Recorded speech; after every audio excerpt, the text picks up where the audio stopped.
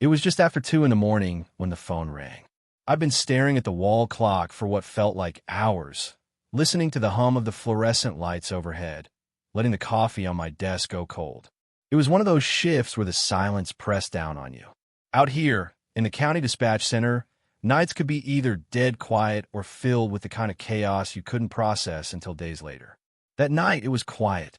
Too quiet. When the call came in, it startled me hard enough that I almost spilled my mug. 911, what's your emergency? I said, my voice a little hoarse. What I heard first wasn't a voice. It was static. Soft, almost wet-sounding static, broken by these slow, drawn-out pauses. For a second, I thought maybe it was a bad cell connection, someone driving through a dead zone. But then, under that static, I thought I heard something else. Breathing. Not the normal kind of background breath you pick up on calls. This was deep, deliberate, rhythmic. Like whoever was on the other end was inches from the phone, breathing right into it. I said hello again, tried to get a location, but then, finally, a voice cut through. It was a woman. She was crying. Not loud sobs, but that kind of muffled, choked crying where someone's trying to hold himself together. I'm on Route 7, she said. Her voice trembled so much I had to lean closer to the headset just to catch it. My car died. There's no one out here. Route 7. The name immediately tightened something in my chest. That stretch of highway was a black ribbon of nothing for almost 30 miles. No streetlights, no gas stations, just trees and the occasional dirt pull-off. We'd had accidents out there before. Deer through windshields, cars overturned in ditches. But the way she said it, "What's your name?" I asked. "Claire." I typed it into the log, pulled up the map software, tried to pin her. The GPS on my screen gave me a rough dot about 12 miles south of the county line. That was deep into the unlit section. "All right, Claire," I said, keeping my voice steady. "You're safe. I'm sending a unit to you now. Can you tell me exactly what happened?" Her breath caught, like she'd swallowed her own words. It just stopped. The engine. And the lights went out. I tried calling my husband, but my phone wouldn't work until I called you. I nodded to myself. Dead battery? Electrical failure? Out there it happened. But the longer I listened, the more that static on the line bothered me. It wasn't breaking up like bad reception. It was pulsing, almost like it had a pattern. I heard it again. That long inhale. That long exhale. Slow. Measured. Not hers. "Claire, are you alone in your car right now?" I asked. Silence, except for her shaky breathing. Then, yes. But, I think. Her voice trailed off, and I heard the rustle of fabric. Like she turned her head toward a window. "I think someone's out there," she whispered. I sat up straighter in my chair. "Do you see someone?" "No," she said quickly. I can't see anything. But I heard something. Footsteps. On the gravel. The image of that empty highway came to mind. Pitch black, the sound of footsteps in the dark. My pulse kicked up. "All right, Claire, keep your doors locked. Stay in the car. Can you describe the sound?" She hesitated. "It's like walking, but slow. And it's stopping when I stop talking." The rhythmic static seemed louder now. Louder than her voice. I tried to focus, but I swear I could almost feel it in my ear, like it wasn't coming through the headset at all. I signaled to the overnight patrol on the other side of the room, mouthing Route 7 and pointing to the coordinates. They started gearing up. "Claire, I have officers on the way. They're about 15 minutes out. You're doing great. Just stay with me. Can you see anything now?" She didn't answer. "Claire, I think they're right next to my car." Her voice was barely audible now. "Do not open your door," I said. "Do not move. Just keep talking to me." I heard a soft tap in the background. Then another. Metal on glass. Her breath was fast now, uneven. "They're knocking on my window," she whispered. I felt cold all over. "Don't look at them." I told her, though I had no idea why that was the first thing that came out of my mouth. "Just stay facing forward." Another pause. The static surged. Long inhale, long exhale. "Claire," I said slowly, "are you sure your phone was working before you called me?" She hesitated. "I don't know. It just rang through suddenly." That bothered me. It didn't make sense. And the GPS pin on my screen, it shifted, just slightly, a few feet to the west. Then, almost like she wasn't talking to me anymore, she whispered. "They're leaning down. I can hear them breathing." The sound of my headset deepened. That breathing, if that's what it was, wasn't faint anymore. It was close. So close that for a second, I thought it was inside my own head. And then nothing. No static. No breathing. Just the hollow dial tone of a dropped call. I froze, staring at the map. Her GPS dot blinked once, twice, and then disappeared.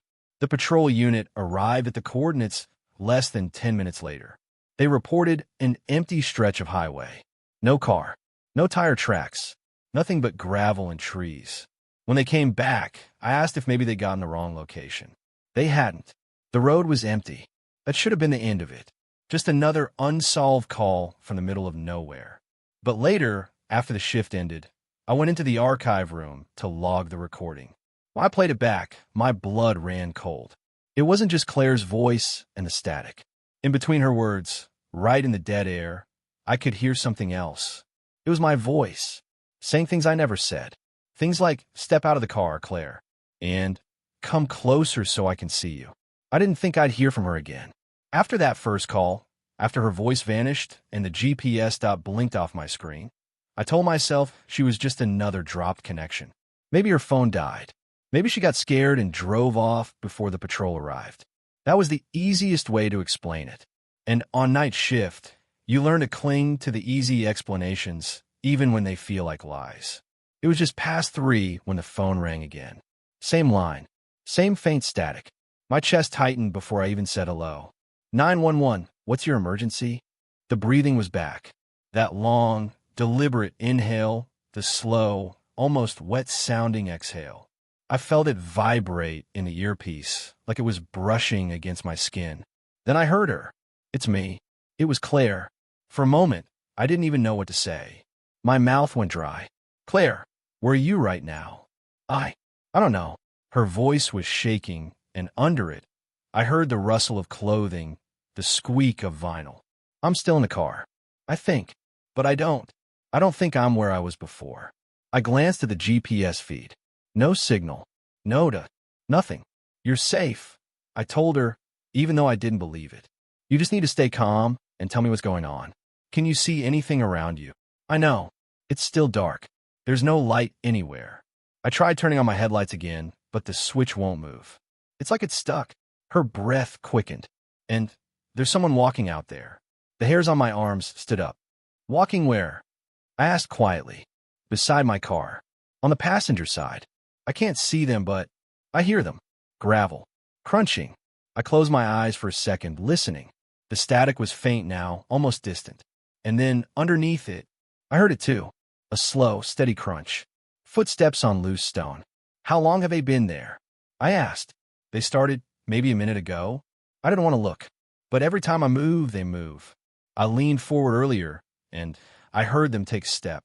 I sat back, and they stepped back. It wasn't just fear in her voice. It was confusion. Like she was trying to make sense of something her brain couldn't process. I told her, "All right, keep the doors locked. Stay still. If you can, keep your phone low and quiet. I'm going to get help to you." "I don't think you can," she whispered. "Why not?" "Because I don't think they're out there to hurt me.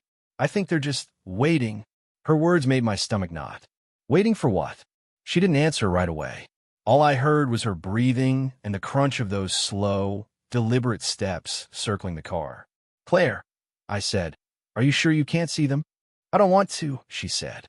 "I know if I look, I won't be able to look away." I checked the map again, still nothing. I asked her to honk her horn, hoping maybe a patrol car somewhere out there would hear it. She tried. I heard the dull click of the wheel button. No sound. "It's dead," she said. "Everything's dead." The footsteps stopped. We both went quiet.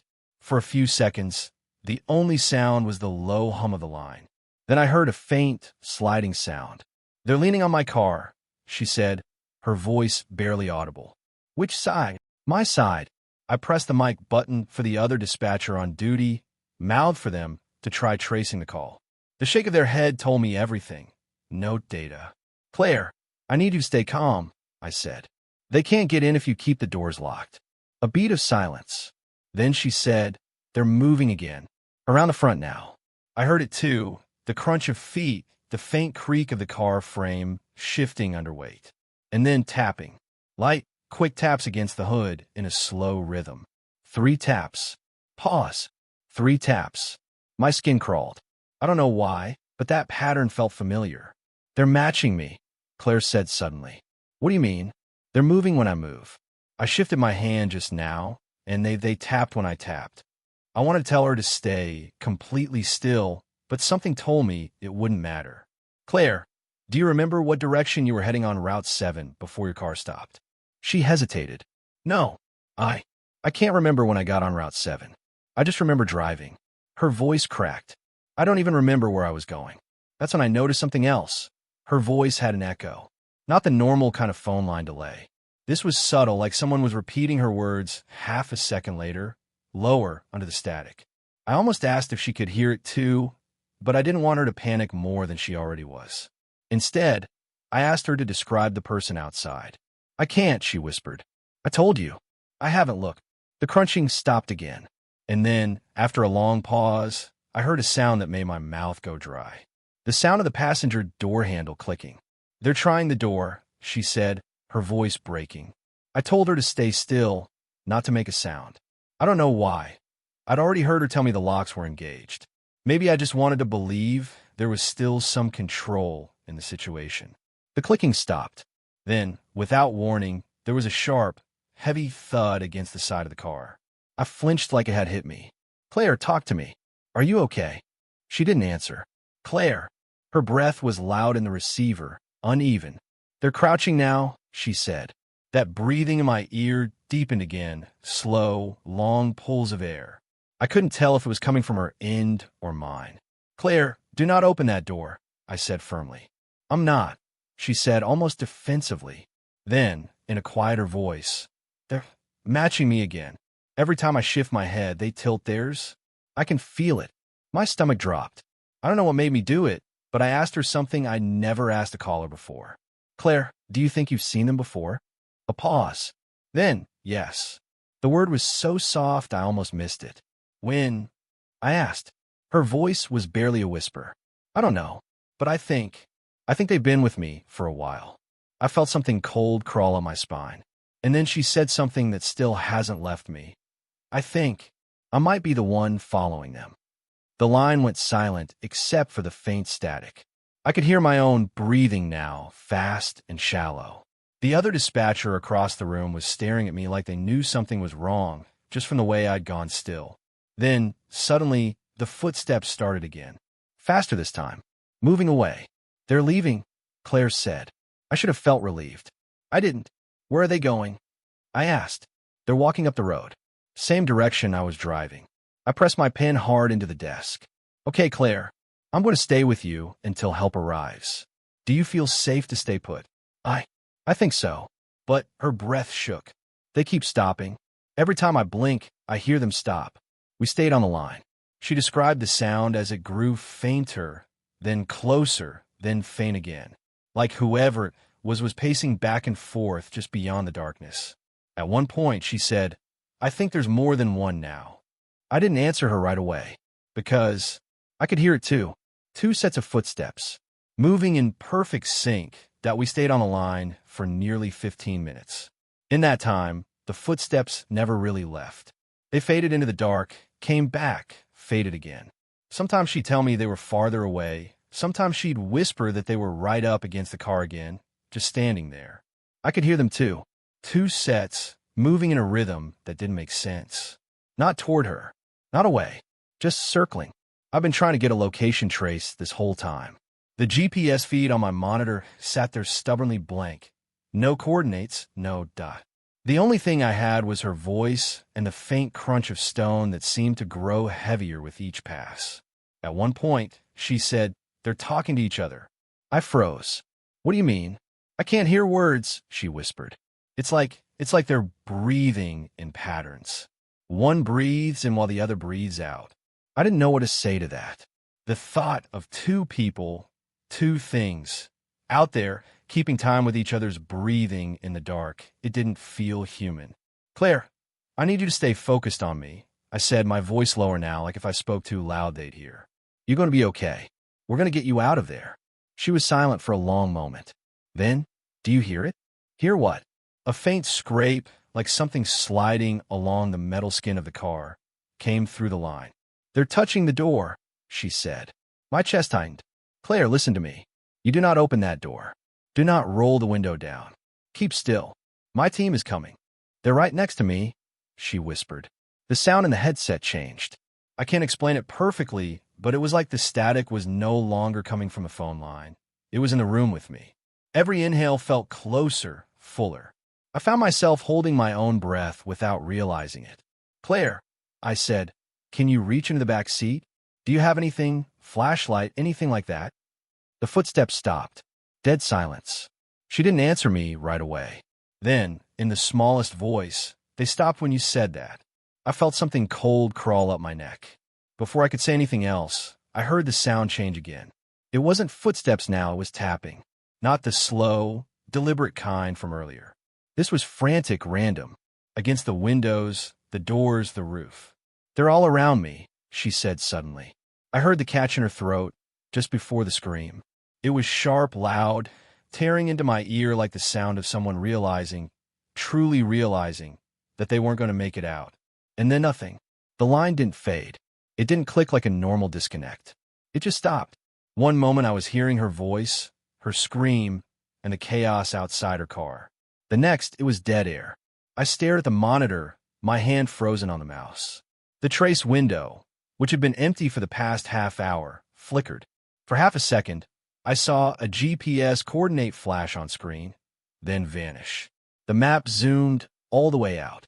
Her location wasn't just gone. It wasn't anywhere. I don't mean lost signal gone. I mean the system acted like it had never been there at all. No call record. No log entry. Like I'd imagined the whole thing. The other dispatcher came over, asking if it was the same caller from earlier. I didn't answer right away. I was still staring at the blank screen, listening to the dead air in my headset.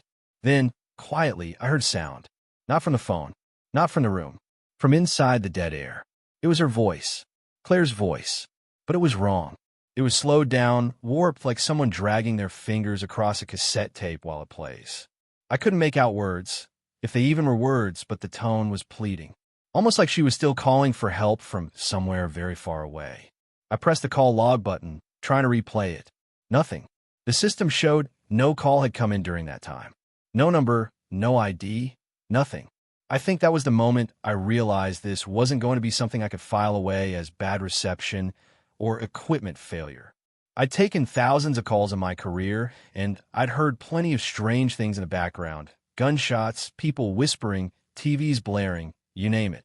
But this was the first time the system itself seemed to erase the fact that the call ever happened.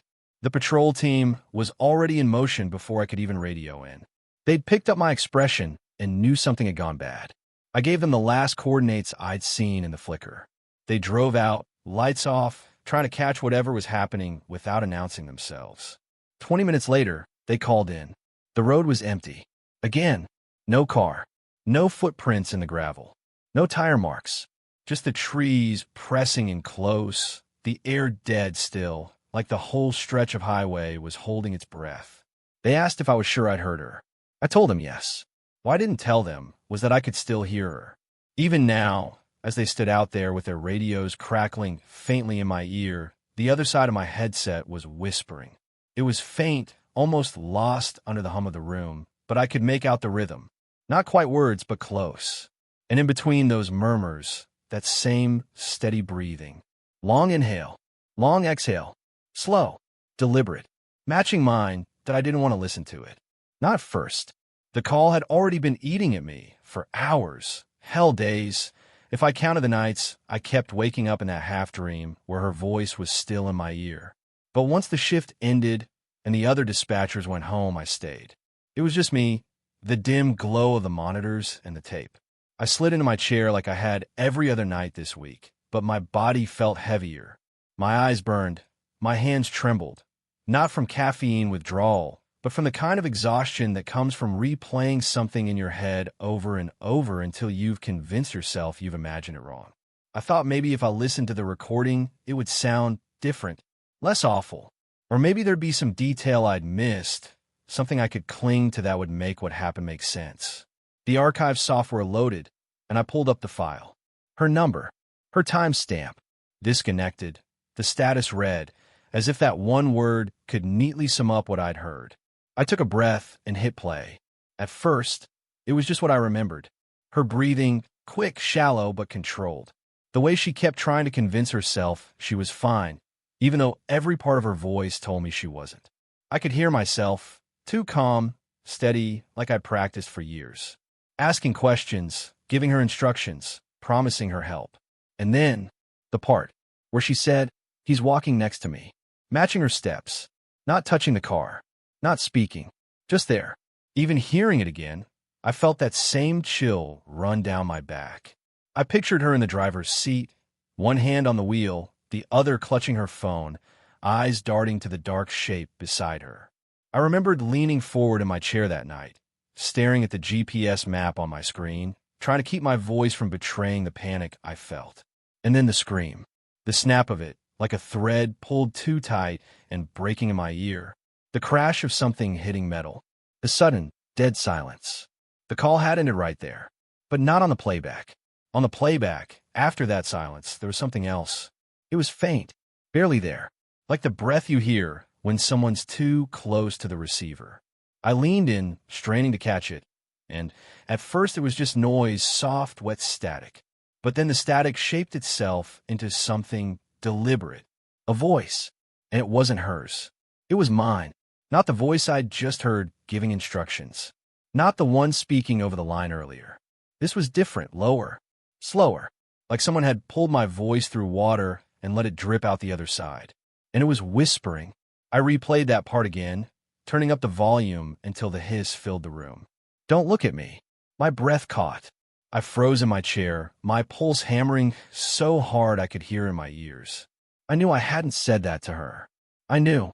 There's no part of me, no slip of instinct, that would tell someone in her position not to look. But it wasn't just the words. It was the way they were spoken. Drawn out. Close. Too close. Like my lips were almost brushing the microphone. I sat back, staring at the waveform on the screen. That jagged little spike. I traced it with my eyes, thinking maybe it was some kind of glitch, an artifact from the scream. But my gut told me otherwise. I played it again. "Don't look at me." Every time I heard it, it sounded less like me and more like something wearing my voice like a mask.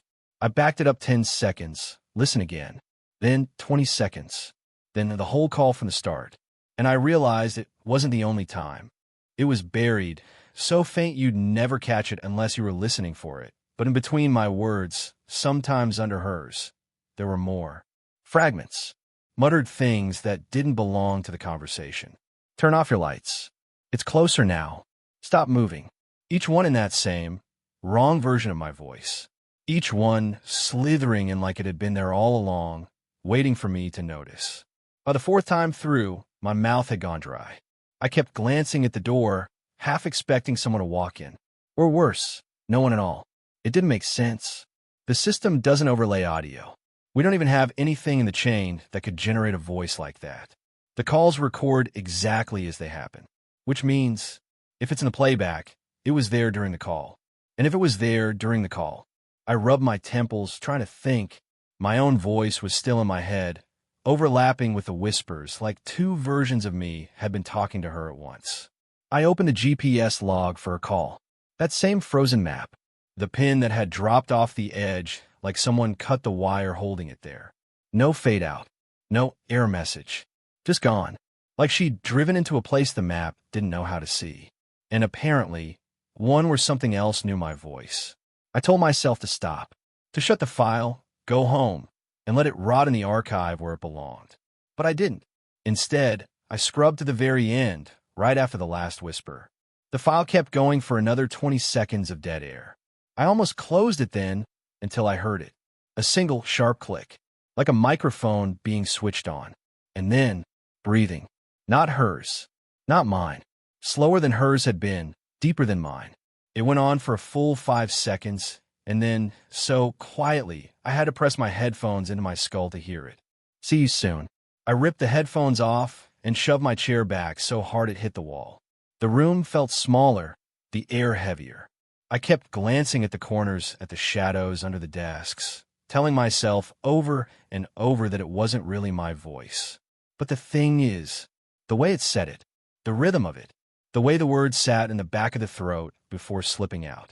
It was mine, just not from now. It felt like a recording of me that hadn't been made yet. Like at some point in the future, I was going to say those words to someone. And when I did, whatever this was going to be there listening, waiting to stitch it into the past. I sat there for a long time after that, staring at the monitor, trying to convince myself I was wrong. That it was a prank, a splice, some kind of signal bleed from another channel. But deep down, I knew better. I saved the file to a flash drive before leaving, even though I knew I shouldn't. Even though some part of me was certain that keeping it meant keeping a piece of whatever had happened that night. Now it's in my desk drawer at home. I haven't listened again, not all the way through. But sometimes when I'm half asleep, I swear I can hear that faint, wet static seeping into my dreams. And I keep wondering, when I finally do hear myself say those words for real, who's going to be on the other end of the line? I've been on the job for 3 months when a call came in. 3 months of answering panicked voices, taking down names and addresses, routing emergency units where they needed to go. 3 months of feeling like I was finally starting to get the rhythm of the chaos. That night, I was the only one at the console. The others were on break or out back smoking, their chatter drifting through the doorway like a dull hum. The floor was dim except for the soft glow from the screens. I remember thinking how quiet it felt. Quiet in a way dispatch centers almost never are. The monitor beeped once, sharp and clear, like a small tap on my shoulder. It wasn't a voice call at first, just a GPS ping from a cell phone. That happened sometimes when a caller couldn't speak or had no signal for audio, but the device could still send coordinates. The thing was, the coordinates didn't match any street. I frowned at the map. Normally, you'd see it over a labeled road, a house number, maybe a neighborhood name. This was different. The point was just floating in the middle of the map grid. The label box was empty, no city, no street, not even a nearest intersection, just numbers, latitude and longitude. I double-checked, thinking maybe the software glitched. Zooming in made it worse. The area was just an expanse of pale green, the kind of color the map used for undeveloped land. But I knew the county, and I was sure there wasn't supposed to be empty land there. Then the call came through. It was faint, static-heavy at first, like someone was speaking through a blanket. I heard breathing. Then a woman's voice. Low, shaky. Hello, can you hear me? I answered automatically. 911, what's your emergency? Her breath hitched. I don't know where I am. I glanced at the coordinates again. Still just numbers, still hovering over nowhere. That's okay, I said, keeping my voice calm the way they trained us. I've got your location from your phone. Can you tell me what's happening? There was a pause. I could hear her moving, shuffling footsteps, a creak, maybe floorboards. I woke up here, she said. I don't remember coming here.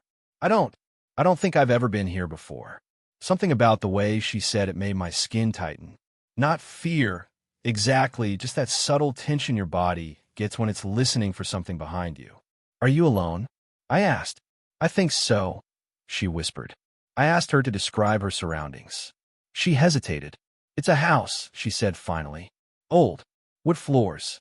The air smells, she trailed off, sniffing. Like dirt. And rain. But it's not raining. I typed quickly, building a report for the responding unit. My fingers hovered over the address line, then froze. I couldn't put anything but the coordinates. While I was doing that, she said something that made my stomach dip. There are pictures on the walls. That shouldn't have been strange, but the way she said it, slow, careful, almost like she didn't want to admit it. What are the pictures of? I asked. She swallowed, and I heard the sound of her thumb rubbing over the phone's casing. People. Just people. But their faces are, another pause, smudged out, like not blurred, just wrong. A little hiss of static came through before her next words. I think I've seen some of them before. In my dreams. That was the first time my pulse ticked up. Not because I believed her, dreams in real life, all that, but because she sounded so certain. I told her to stay on the line. She said she would. I heard her moving again, her voice close to the mic like she was holding the phone to her chest. She was whispering under her breath, but I couldn't make it out. Then she asked, "How far away are they?" I frowned. How far away is who? She didn't answer, just breathing. Then I think they know I'm here. The hairs on my arms lifted. Who? I repeated. This time she answered, barely audible. The ones in the pictures. I opened the live location tool and tried to pull a satellite view.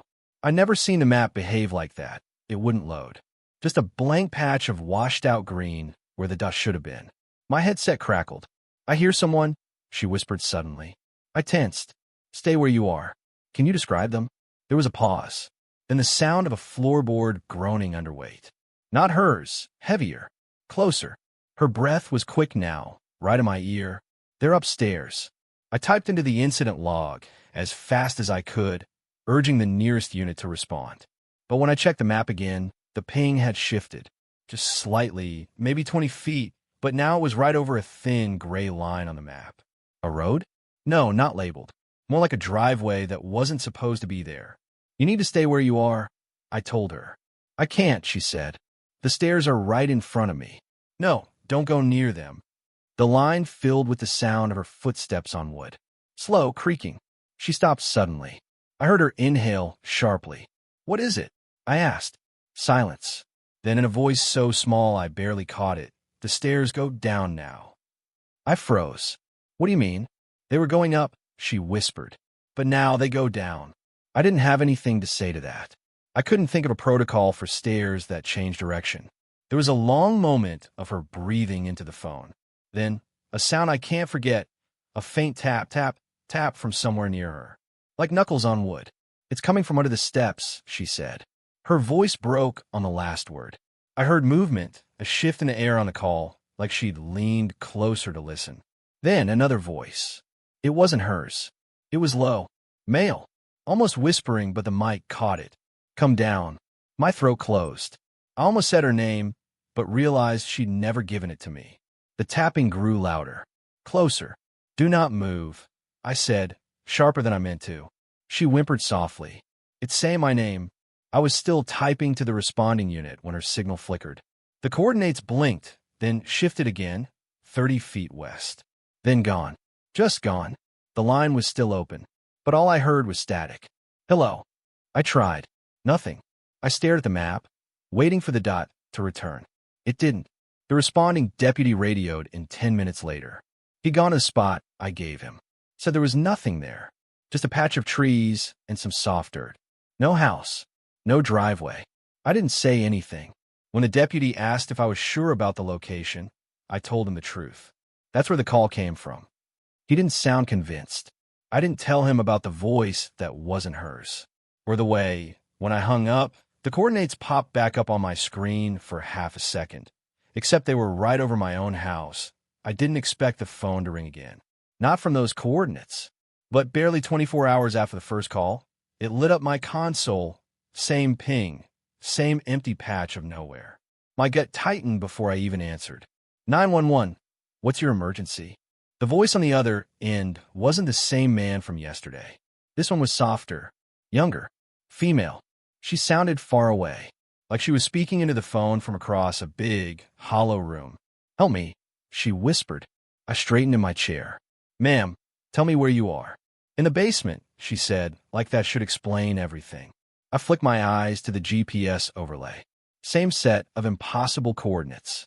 I started pulling them up on the system again, hoping maybe this time they'd magically connect to a street name. They didn't. The map still showed a flat, beige patch of nothing. "Basement of what?" I asked. She hesitated. The silence dragged just long enough to make me wonder if the call had dropped. "This house," she finally said. "But I don't know how I got here." I could hear something faint in the background. Not machinery. Not traffic. It was a slow, steady sound like breathing. "Are you hurt?" I asked.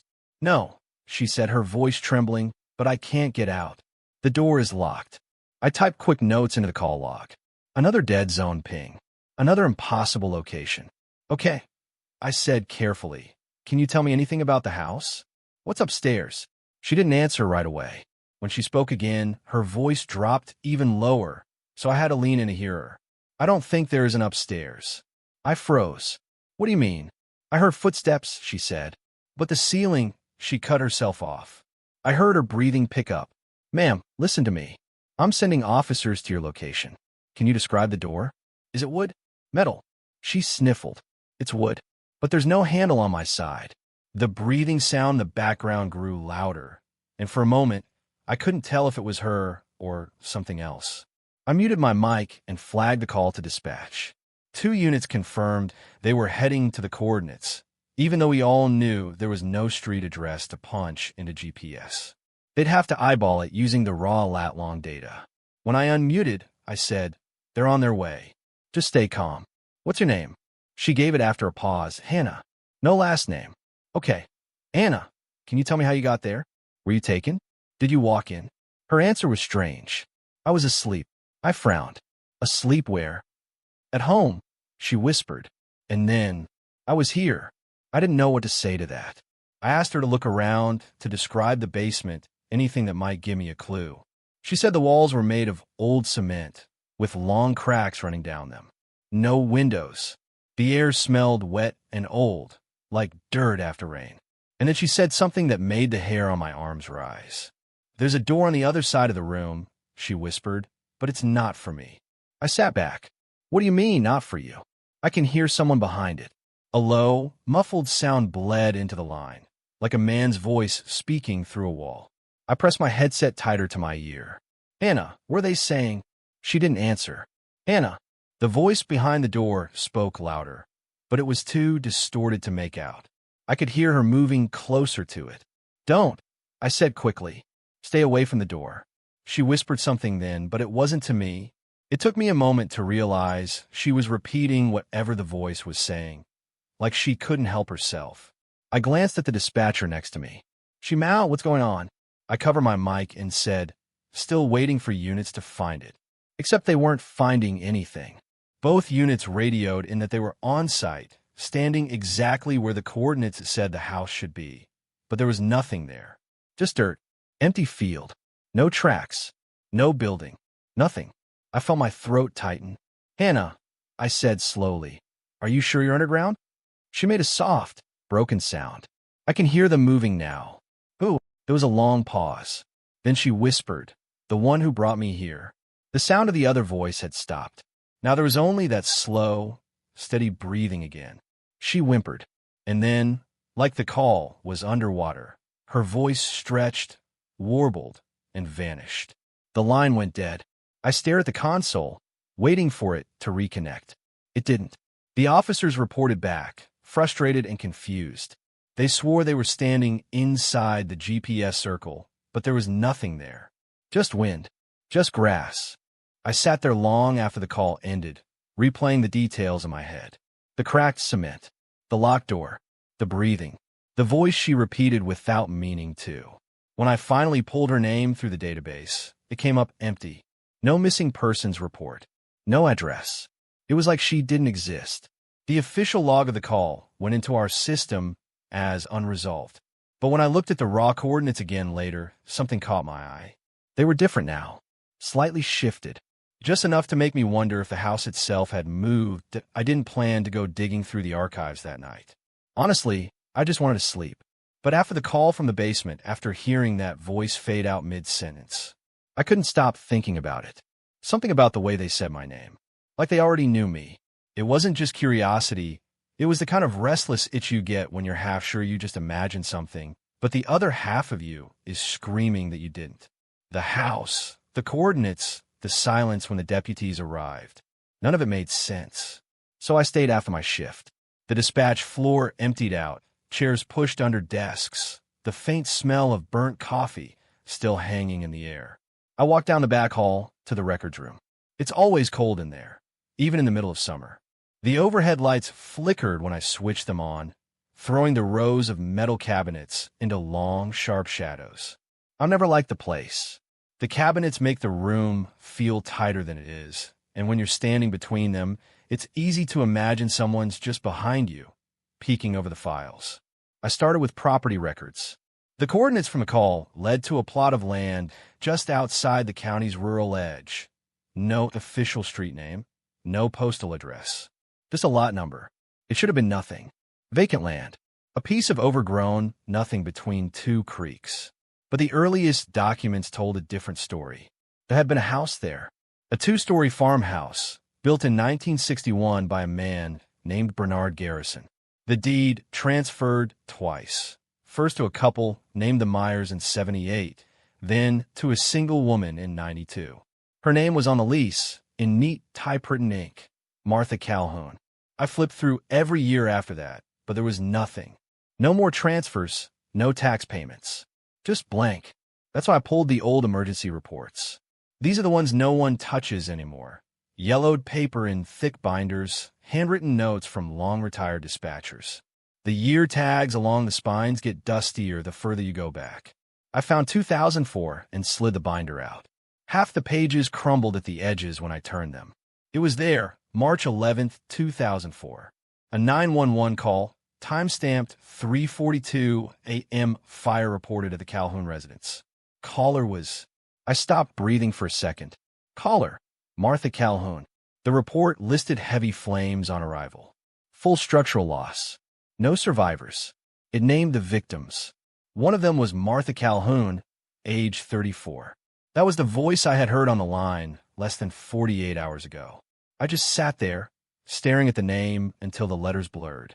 The file had photos attached, old 35mm prints, the kind with a faint yellow date stamp in the corner. The house was nothing but blackened beams and ash, the chimney still standing like a gravestone. In the corner of one shot, you could see part of the basement stairwell, half collapsed, choked with debris. I flipped to the back. There was an official note in blue pen. Basement not fully cleared due to unsafe conditions. Recovery incomplete. My stomach twisted. They'd never gone all the way down. It's strange. I've heard some awful things working dispatch. Scream-filled calls. Death rattles. People begging for help that never comes in time. But this was worse in a way I couldn't explain. I put the binder away, but my hands wouldn't stop shaking. I kept replaying her voice, the panic, the breathlessness, and the way the line had gone quiet. Not cut, not dropped, just like she'd stopped being there. I didn't want to be alone with it in my head, so I called Deputy Harris. He was one of the guys who went out to the coordinates 2 nights ago. When he answered, his voice was groggy. What's going on? I told him about the archives, the fire, the victim list. He was silent for a long time. Then, that's not possible. I'm holding the report in my hand, Harris. No, he hesitated. We were at that lot. There's nothing there. No foundation. No debris. Just trees and dirt. Like nothing was ever built there. I closed my eyes. The records say otherwise. He swore under his breath. Then he said something that made my skin crawl. You know what's weird? When we were out there, it was quiet. Like no wind, no bugs. We were standing in the middle of the woods, but it felt like we were inside somewhere. Just still. I didn't know what to say to that. We hung up, but sleep didn't come that night. Every time I closed my eyes, I saw that burned-out basement stairwell. And somewhere in the dark, I kept hearing her voice. I'm locked in, please, please. By morning, I made up my mind. I needed to go out there myself. The county road was empty when I drove it. Mile after mile of frost-stiff grass, the sun still low, pale through the haze. My GPS couldn't lock onto the coordinates. It kept rerouting me. So, I had to watch the odometer, matching the distance from the map. I almost missed the turn. It was nothing more than a break in the tree line, an old rutted path that disappeared into the woods. The kind of road you wouldn't notice unless you were looking for it. I pulled over and walked. The deeper I went, the quieter it got. Even my footsteps seemed muted, like the air was heavier here. About a quarter mile in, the ground leveled out. That's when I saw it. A clearing. Nothing in it but grass and a few young trees. No signs of a fire. No old beams. No bricks. Just an open space, perfectly round, maybe 40 feet across. I stepped into it, and the hair on my arms lifted instantly. It wasn't cold exactly, but there was a change, like stepping into a different kind of air. I stood in the center, turning slowly. I don't know what I expected. Maybe some scrap of the house, a fragment of concrete. But there was nothing. Until I looked down. The grass at my feet, it wasn't growing quite right. In a faint, almost perfect rectangle, the blades were shorter, thinner, more brittle. In the middle of that rectangle, there was a square of bare dirt, maybe 3 feet across. I crouched down and brushed my hand over it. The soil was looser there, like it had been disturbed recently. That's when I heard it. A voice. Muffled. Low. Coming from beneath me. Hello. I froze. It was her. The exact same voice from the call. Please. I'm still down here. My mouth went dry. I wanted to say something, to ask how, to tell her who I was, but my throat locked up. And then, a second voice. Deeper. Closer to the surface. It wasn't words. Just breathing. Slow, deliberate. Right below me. I staggered back so fast I almost tripped, my heart pounding so hard it hurt. The voices stopped. The clearing was silent again. I didn't run. I couldn't, but I didn't turn my back either. I walked backwards until I hit the tree line, then turned and kept going all the way to my car. I didn't call it in. I didn't tell Harris. I didn't even write in the log. Because here's the thing. When I got back to the station, I went straight to the archives again. I had to see her name to make sure I hadn't imagined it. But when I opened the 2004 binder, the report wasn't there. The fire call, the victim list, the photos, all gone. In its place, just a blank page. And on it, in faint pencil, one line. Stop digging. I didn't sleep that night either. Because no matter how hard I try to reason it away, I keep hearing that basement voice, muffled by 20 years of dirt. Please. I'm still down here. I've been on night shift for years, but that one has never left me. It was a Thursday, or maybe a Friday morning, depending on how you count the hours when you're awake in the dark. Past midnight, past the stretch where coffee actually helps, and deep into that part of the night where the world feels thinner. Like if you lean too hard against it, you might just fall through. The calls had slowed down after 2 a.m. I've been trying to keep myself occupied, checking old reports, updating the shift log, doing anything to keep my mind from drifting back to the basement call. It had been 3 days since the last contact from her. The woman who'd called, frantic, saying she was locked in a basement no one was supposed to exist in. Then, the archives finding out her name was on a victim list from 20 years ago. Dead in a house fire. I didn't tell anyone on the team about that part. Some things you keep to yourself.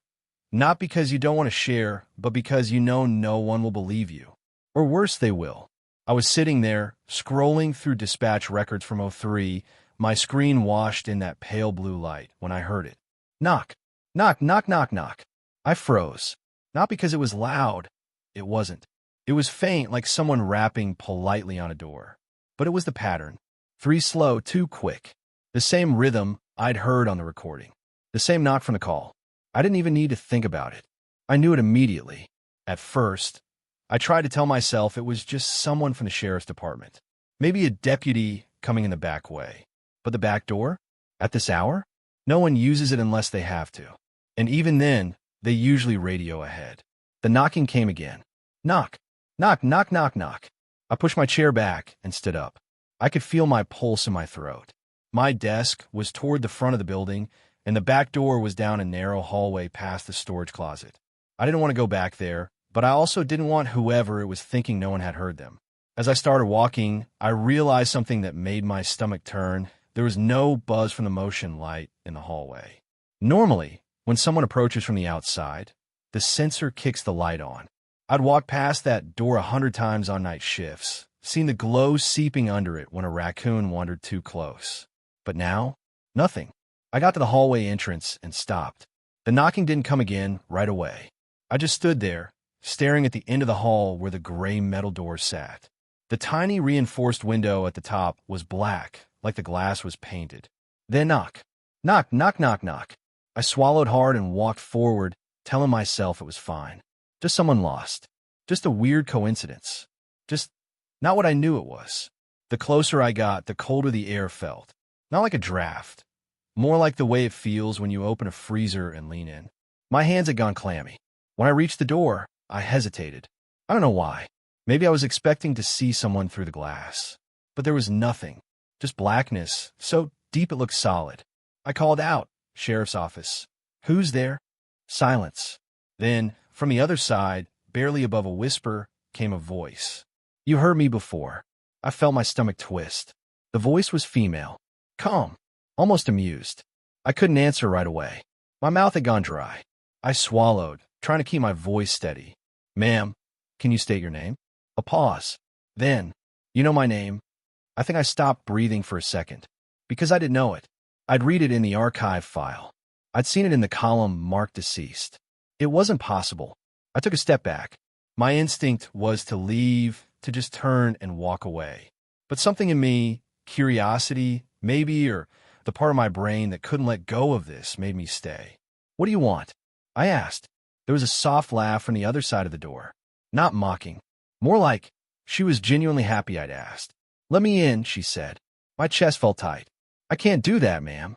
The laugh again, just a breath this time. You can. You've done it before. That didn't make sense. What do you mean? You let me in when I called. You opened the door then. Do it again. My skin prickled. I knew she was talking about the call, but that had been over the phone. I hadn't opened any door. And yet, the way she said it, it felt like she wasn't talking about a physical door. I shook my head, though she couldn't see me. You need to leave. Silence. Then, louder this time, knock. Knock, knock, knock, knock. It echoed down the hallway, bouncing off the concrete walls. I could feel it in my ribs. I backed away, my hand hovering near my radio. I could call another unit. But what would I even say? There's a dead woman knocking at our back door?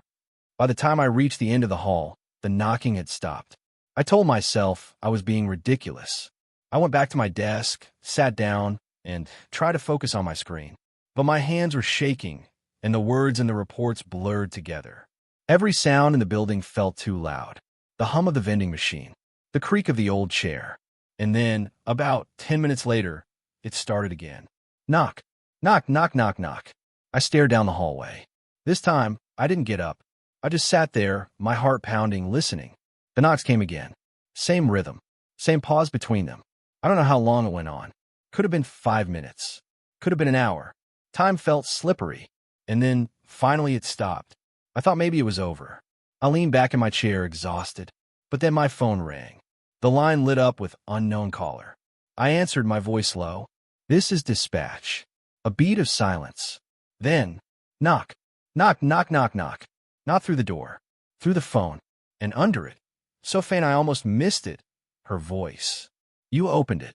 I was on the night shift when county line went dark. We'd been getting reports of a blackout rolling across the rural stretch for about an hour, creeping like a slow wave. At first, it was just a few calls, an old woman asking if it was city work, a farmer worried about his livestock water pumps. But then the map in front of me started turning black house by house, row by road. By 1:17 a.m., there were no lights for miles. When you work dispatch in a rural area, the silence can feel heavier than the noise. City dispatchers are never off their feet. Sirens, accidents, break-ins. Out here, you get long stretches where it's just you, the hum of the monitors, and a kind of quiet that feels like it's waiting for something. I was leaning back in my chair, staring at the dead grid on the outage map when the call came in. The line didn't even ring normally. It clicked on, hissed with static, and then a man's voice came through, fast, panicked, almost strangled. They're here. They're in the dark. I straightened. Sir, slow down. Who's there? What's your location? I don't. His breath caught like he was holding the phone too close to his mouth. Shadows. They're moving. They move when you don't. I try to keep my voice steady. Sir, are you saying there's someone in your home? No, they're not people. You don't get it. There was a long exhale. Then, so quietly I almost missed it. They're watching. The line crackled, breaking up his words. I caught a few, streetlight, window, don't turn, and then he let out this choked, guttural sound, like his body was trying to get words out, but couldn't. Okay, listen to me, I said, glancing at the outage map. Are you on county line? Yes. That part was crystal clear. I typed as fast as I could, getting a unit on the road. What's your address? 732. County Line Road. Please. His voice jumped in pitch. Please hurry. I'm in the kitchen. I can see them on the porch. That image stuck in my head. Him standing there in the glow of whatever dim light was left, staring out a window into pitch black. Are your doors locked? Yes. But that doesn't, he cut off. I thought maybe the call had dropped, but then I heard it. A slow tapping sound. For knocks. They weren't in any rhythm I recognized, just spaced out. The sound was close to the receiver, like it wasn't coming from outside the house, but right there in the room with him. "Sir, they're here," he whispered. The knocking stopped, and then I swear I heard something shift on the line. Not a voice, not breathing, more like the subtle scrape of something moving in a space too small for it. I forced myself to keep it together. "Stay where you are. Officers are en route." "Do not." The line went dead. I tried calling back, but it went straight to static. The responding officers, two of our guys, called in 20 minutes later. They were out of breath, voices clipped. No one answered the door. They checked the property. No signs of forced entry. House was empty. But here's the part that made my stomach turn. His phone was still on the kitchen counter. Screen lit up. Call log showing the outgoing call to us. And nothing else. No other numbers. No texts. Just a blank phone. Like it had been reset. I didn't sleep when my shift ended. I just kept thinking about the way he said it. They move when you don't. Because the thing is, I've been in that part of County Line. On those stretches with no moonlight. No nearby houses, the dark feels thicker. Like you could lean into it and it would hold you up. And the longer you stay still, the more you think you see something at the edge of your vision, just outside the reach of your eyes. It's a trick of the mind. That's what they say. But that night, when I was leaving the station, the street light across the lot flickered. I froze without thinking. And for just a second, I thought I saw something long and thin, standing perfectly still just past the light. When I turned my head to look at it, there was nothing there. But when I walked to my car, I could swear it was closer. I couldn't stop thinking about his voice. Even after the call dropped in the dead zone, the way he said they move when you don't wouldn't leave my head. It was like it stuck to the inside of my skull, replaying when the room was quiet, when the lights hummed, when I blinked too long. That night, I came in for another shift. Same chair, same blinking lights on the console, same low hum from the HVAC rattling through the vents. The building always felt bigger at night. The open space of the dispatch floor stretched into shadows, the corners swallowed up in dark. You could convince yourself someone was standing there if you looked long enough. I didn't hear from him for the first few hours. Part of me hoped he'd just gotten out, found a neighbor, found help. But deep down I knew, calls like that don't have happy endings. It was past 2 when the line lit up. Same number, same faint hiss before the first word. "It's still out here." His voice was thinner this time, like he'd been whispering for hours and now hurt to talk. I could hear wind over the line. And something else, a faint, irregular tapping like fingernails drumming on wood. I sat up straighter. "Sir, I need to know where you are right now." "It hasn't moved," he whispered. "It's just standing in the yard." The way he said it made my skin crawl. I asked him to describe it, thinking maybe it was an animal, or a person, or anything that made sense. There was a long pause. I heard him swallow. "It has a mouth." He said it like he didn't want to, like just saying it made it more real.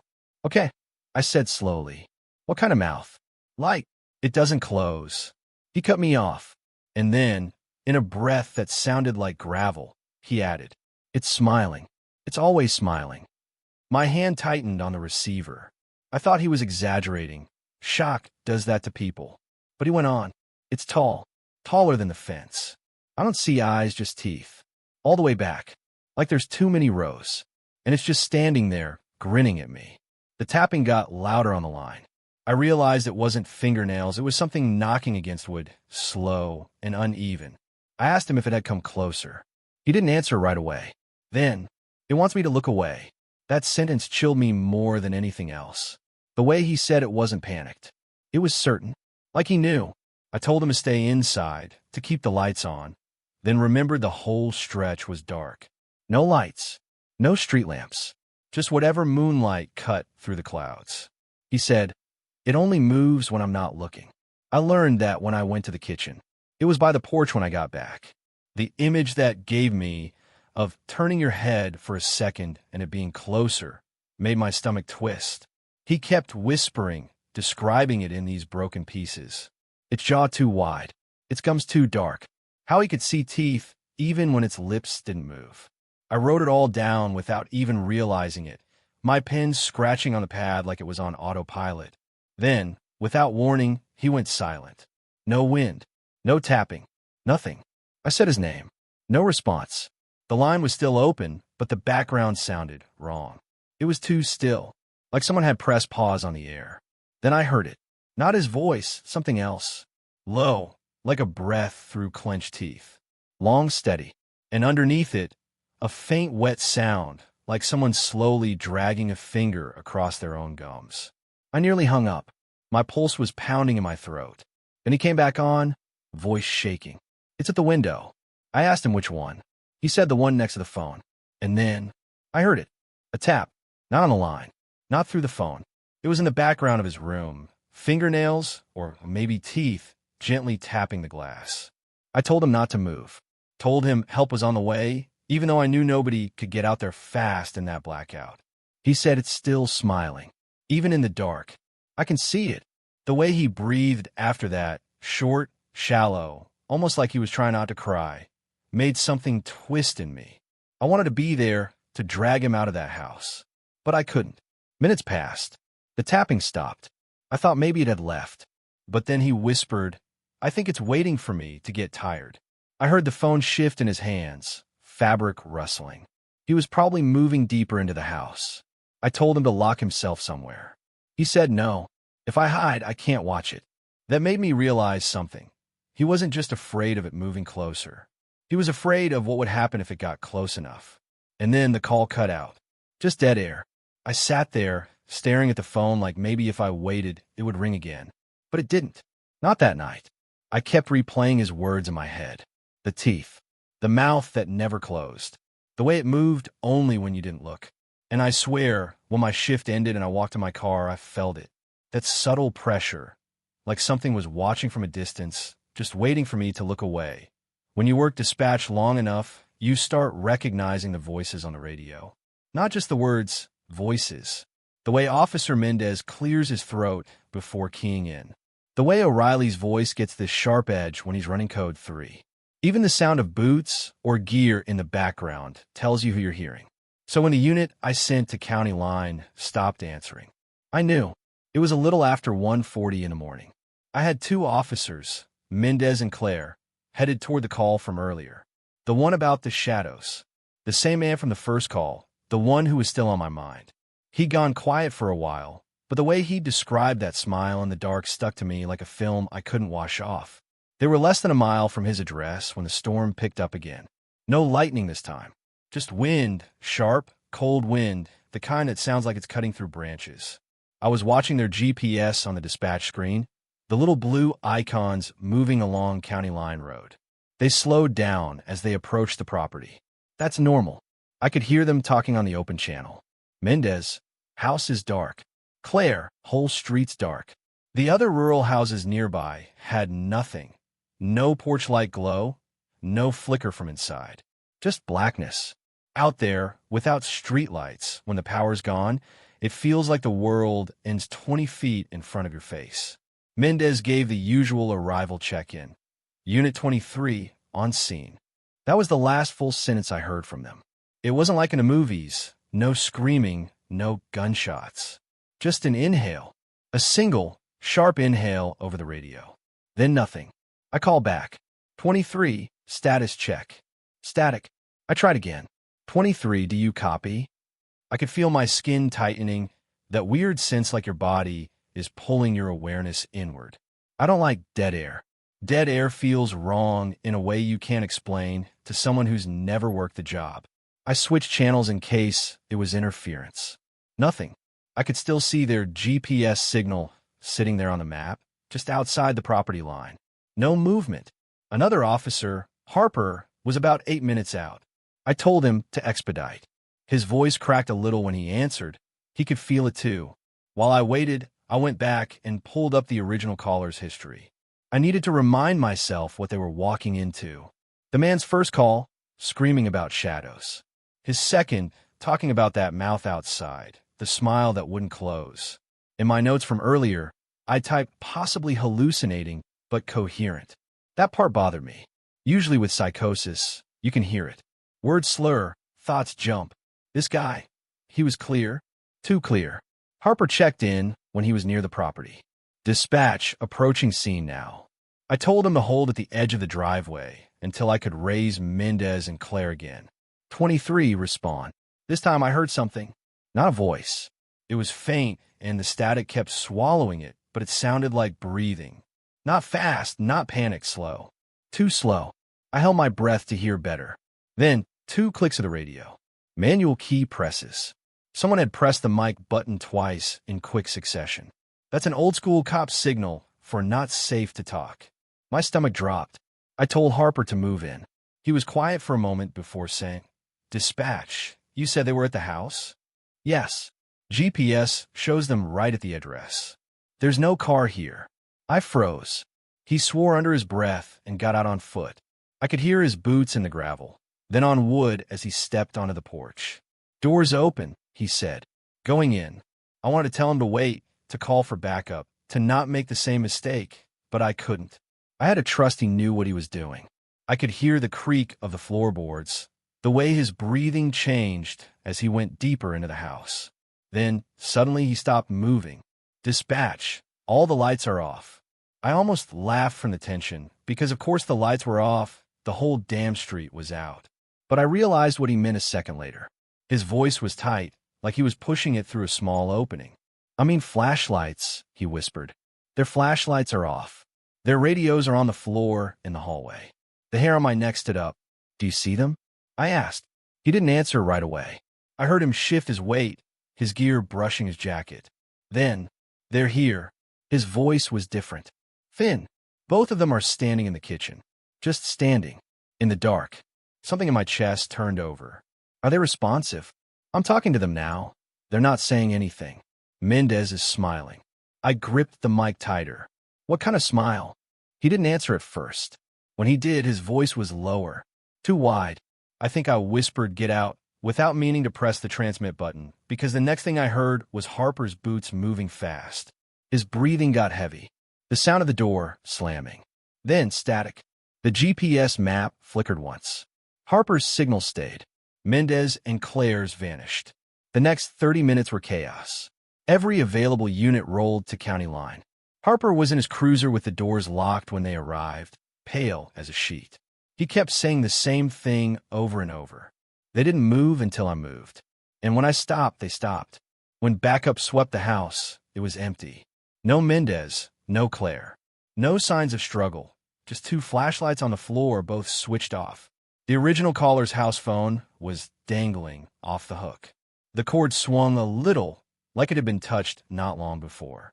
But the thing that still gets me, the kitchen window, the curtain had been pulled back.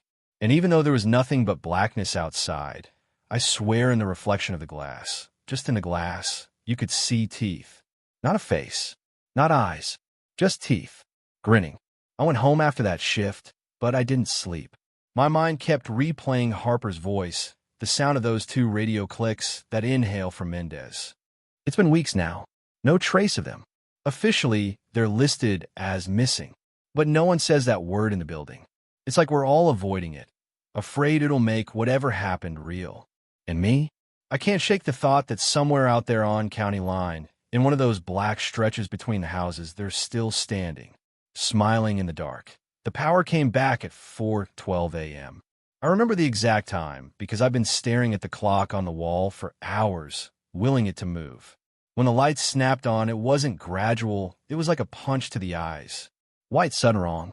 The hum of the dispatch room returned first. Computers waking up, fans kicking in, fluorescent lights buzzing overhead. For a second, I thought maybe it was over. The dark had felt heavy, like it had weight. And now it was gone. But it didn't feel like relief. The room didn't sound right. Every noise seemed louder, like the building was empty but echoing back at me. My headset crackled faintly on the desk where I'd set it down. The radio channel was open, but no voices came through.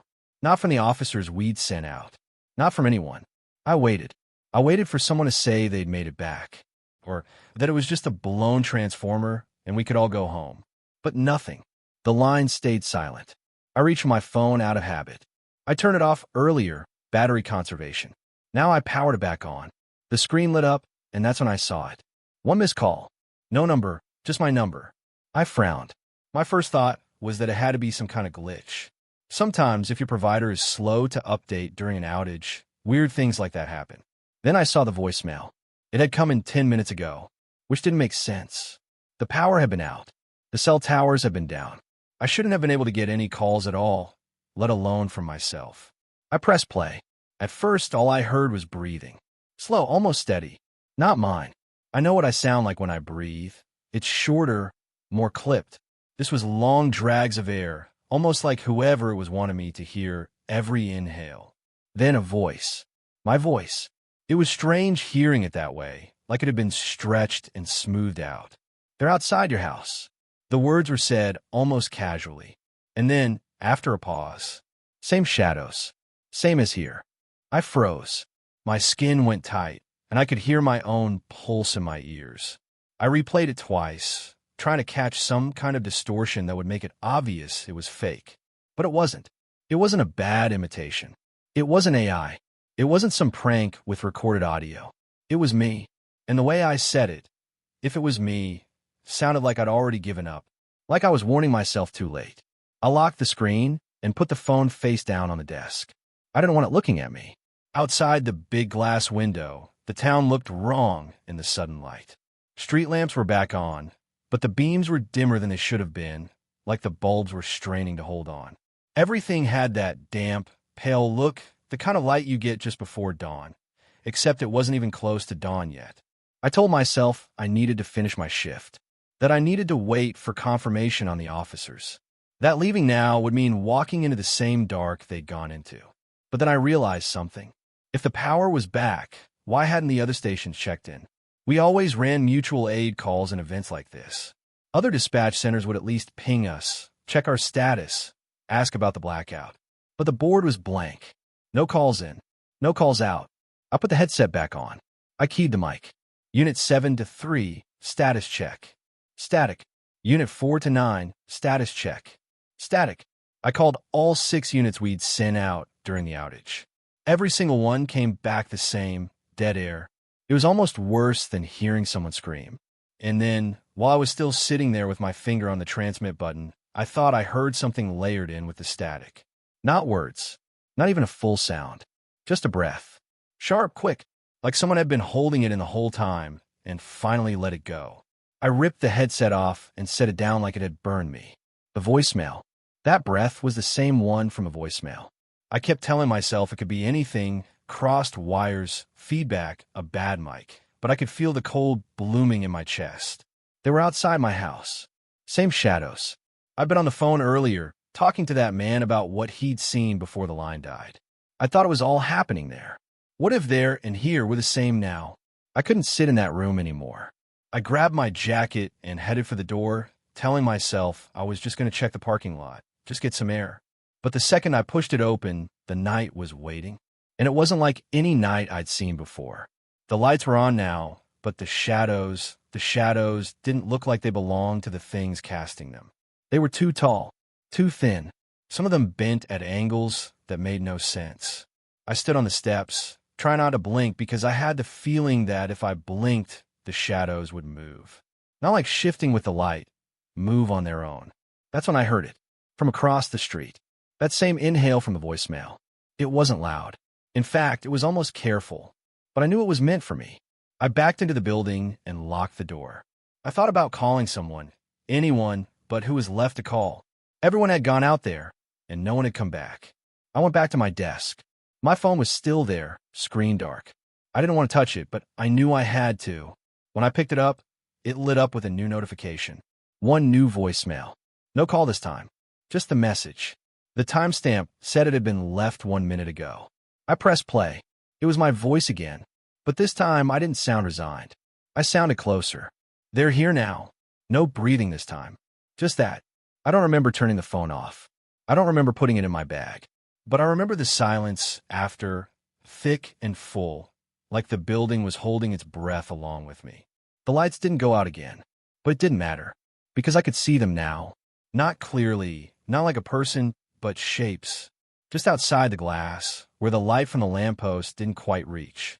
They weren't moving toward me. Not yet. They were just standing there, waiting. And even though the glass was thick, even though there were 3 locks between me and them, I swear I saw it, just for a second. A mouth. too wide, teeth catching the glow from the street lamp. And that smile didn't close. Not even when I looked away did I didn't notice the line had gone live at first. Sometimes people but dial 911, or the connection kicks in before they realize it. Usually, I hear a clatter of keys or a TV in the background, then a confused voice asking if I'm the cable guy. This was different. It was breathing. Slow, uneven breathing. The kind where the inhale catches halfway in the throat, and the exhale seems to drag too long. I sat up straighter in my chair, pressing the headset tighter against my ear. 911, what's your emergency? No answer. Just that breath, shaky and wet at the edges, like the person had been crying.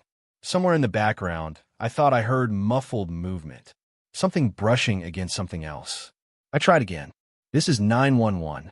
Do you need help? The sound stuttered. The breathing hitched, and then I heard a faint, almost childlike sob. Hello. I leaned in toward the monitor, my voice softer now. Are you safe right now? That's when a voice came. Weak, trembling, almost swallowed up by the static. I'm under your house. For a second, I thought I'd misheard. I even pulled my headset slightly away and frowned at the screen like I could read the words there. Under my house? The caller sniffled, and there was the faint sound of skin brushing against wood. I can hear you moving upstairs. Please help me. I'm stuck. I froze.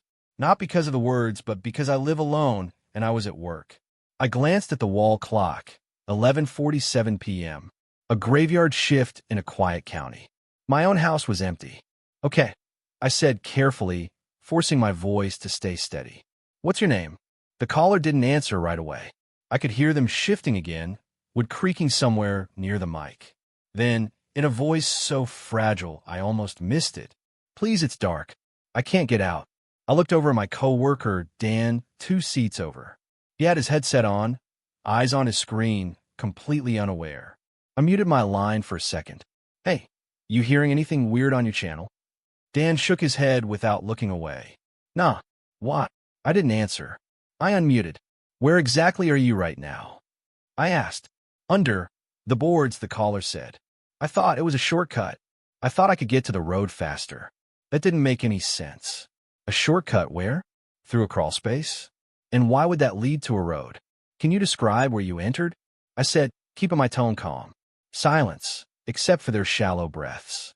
Then, faintly, it's so tight. I think, I'm under your kitchen. That sent an uncomfortable pulse through me. My kitchen. I pushed back from the desk slightly, suddenly aware of how cold my hands felt. My kitchen. I can hear the fridge humming. The lines seemed to hum with it, like the noise was bleeding through from somewhere too close. But I was here in the station. My fridge wasn't humming for anyone to hear. I decided to switch tracks. Okay, I'm going to send help, but I need your name, and I need you to tell me if you can see any light from where you are. The breathing turned sharper, almost panicked. Don't send anyone they'll hear. They? I asked. There was a long pause. When the caller finally spoke, it was almost a whisper. They're waiting. I felt a prickling rise at the back of my neck. Who's waiting? They don't move when you look at them, but I can hear them moving now. They are between me and the way out. I stared at the wall, my pen frozen halfway over my notepad. This was turning into the kind of call I didn't like, when the reality of the details kept folding in on itself, and you couldn't tell if you were speaking to someone in danger or someone completely gone. Listen, I said slowly, I need you to stay on the line. Can you do that? Yes, but I think there's a scraping sound, wood on wood, followed by a muffled whimper. They're closer. I could feel my pulse thumping in my fingertips. Tell me exactly where you are. I tried again. Street name, building, anything. But instead of answering, I heard a low, almost human exhale in the background. Not from the caller's mouth. This one was deeper, heavier. It came right up against the mic. The caller's breath sped up. Please don't let them open it. A loud crack burst through the line, like something splintering, and the sound cut to static. Hello? Are you there? Static. I sat there for a long moment, headset still pressed to my ear, until Dan glanced over and frowned. You okay? He asked. I didn't answer right away. I was still listening because in the hiss of static, I thought I could still hear it. That slow, wet breathing. Not the caller's. something else. And it wasn't going away. I didn't sleep the night after that first call. Not really. It's hard to describe the kind of rest you get when you just close your eyes because your body demands it, but your mind keeps running laps in the dark. I kept hearing it, that breathing, those muffled sobs, like it had seeped into my head and was just looping over and over. I remember thinking that maybe it was just another messed up prank. We get plenty of those in dispatch. But every time I told myself that, I'd picture the way the voice cracked on the word help. Not in an exaggerated, fake way, but the way it happens when you've been crying for a long time, when your throat's already raw and you're running out of hope. The morning felt heavy. I made coffee, didn't drink it. Stared at my phone too long before work. The air outside was cool, but the station felt stale when I walked in, that kind of recycled air that smells faintly of old electronics and carpet cleaner. I logged in, headset around my neck. Nothing unusual at first. A few calls about fender benders, one from a guy who thought his neighbor's music was too loud. It was almost enough to make me believe the night before had been a one-off. Almost. It was a little after midnight when I heard the tone. The one that means a line has connected before you've even said a word. I put the headset on. 911. What's your emergency? At first, nothing. Just the faint hiss of the open line. Then the same voice. Quiet, trembling. She's right above me. My skin prickled instantly. I knew the voice. Same cadence, same barely there rasp. Sir, can you confirm your name for me? I asked, trying to keep my tone steady. A pause. I could hear something moving in the background, slow, uneven shuffles, like someone crawling over loose boards. I'm in the crawl space, he whispered, but she's on the floor above. I can hear her nails scraping. I think she's looking for the hatch. I felt my grip on the mic tighten. Okay, listen to me. Stay as quiet as you can. Can you tell me your address? He rattled it off. I typed it in automatically, expecting it to pull up the location on our system. But the field blinked red. No match. Can you repeat that? I said. He did. Same numbers, same street name. Still nothing. Sir, I can't find that address. Can you describe where you are? It's my house, he said, almost offended. I've lived here for 7 years. His breathing quickened. She stopped moving. I froze, headset pressed, so close I could hear the faint ringing in the line. Where exactly above you is she? I asked. Living room, he said, barely audible. The one with the blue couch. It's where she was when she... He cut himself off. The sound came through faintly now. Tap, scrape, tap, like something metal being dragged across wood. Sir, do you know this person? No, he said immediately. She's not supposed to be here. I don't know how she got in. I tried to get him to describe her. All he said was that her hair hung in front of her face, that she moved wrong. Too low to the ground, like her arms bent the wrong way when she crawled. I radioed one of the deputies, gave them a location as best I could, but they couldn't find it on GPS either. I told them I'd guide them in from the nearest cross street. While I did, I kept the caller talking. Can you still hear her? I asked. Yes, he whispered. She's talking now. I strained to catch it. Faint, high-pitched murmurs filtered through the line. Too soft to make out words, but the tone was wrong, like a child pretending to whisper, not because they needed to, but because it was part of the game. She says she knows I'm down here, he said. I told him not to respond to her, just to stay hidden. But then the line went silent. Not cut. I could still hear the faint hum, but he stopped breathing. Or maybe he was holding it. Sir, are you still there? After a long pause, I heard it. Not his voice. Hers. Why'd you lock me out? I felt my stomach twist. It didn't sound angry. It sounded confused. Hurt even. Then I heard him again, muffled. Don't answer her. Don't. The line cracked with static, so loud I flinched. When it cleared, he was whispering rapidly, almost too fast to follow. She's by the hatch. I can see her fingers. Oh, God. The scraping noise grew sharper, like nails catching on metal. Then a loud clang, as if something slammed against the hatch door. I could hear the deputies over the radio saying they'd reached the intersection, but there was no house. Just an empty stretch of road between two overgrown lots. No lights, no sign of life. I told them to check again. They did. Still nothing. Meanwhile, on the line, the man's breathing had gone shallow and fast. She's smiling at me, he whispered. The murmuring started again, and this time I caught fragments. "You're not supposed to hide. You promised you wouldn't." I wanted to tell him help was close, but I couldn't lie. Not when I knew the deputies couldn't find him. Then came the worst sound of the night, with splintering. His voice rose, panicked now. "She's coming down. She's—" The line cut. Just like that. I sat there with my headset still pressed to my ear, listening to the dead silence. My screen showed the call had ended, but I kept it there for another full minute, hoping it would reconnect. It didn't. The deputies circled the area twice. Nothing. No crawl space, no hatch, no blue couch, no man. Just quiet road under a too bright moon. I didn't close the report. I couldn't. I left it flagged, sitting on my screen while I took the next call. And the one after that. But all night, I kept thinking about something he said before the line went dead. Not the part about her crawling or scratching, but the way he'd said my house like it was the only thing in the world that mattered. Like he wasn't afraid of dying. He was afraid of losing the place where it happened, that I didn't even want to listen to the tapes again. After the first 2 calls, I was already finding excuses to busy myself with other reports, anything to avoid slipping those cold black headphones over my ears. But protocol said I had to review them. If I didn't, someone else would. And the truth was, I didn't want this story in anyone else's head. It felt private, like whatever was on that line was meant only for me. I waited until the station was quiet, that heavy, after-midnight quiet, when even the dispatch floor hum feels too loud. The other operators had gone home. Just me, the low glow of the monitors, and the headset waiting. I played the file from the second call first, the one where the man had whispered, "She's right above me." At first, it was the same breathless tone, the same background silence, broken only by his sharp inhales. But once I adjusted the playback volume, I caught something I'd missed before. A faint sound behind him, like something sliding.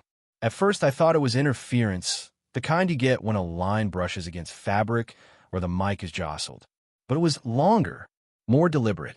A scrape, wood against wood, slow, drawn out, with a pause, then another scrape.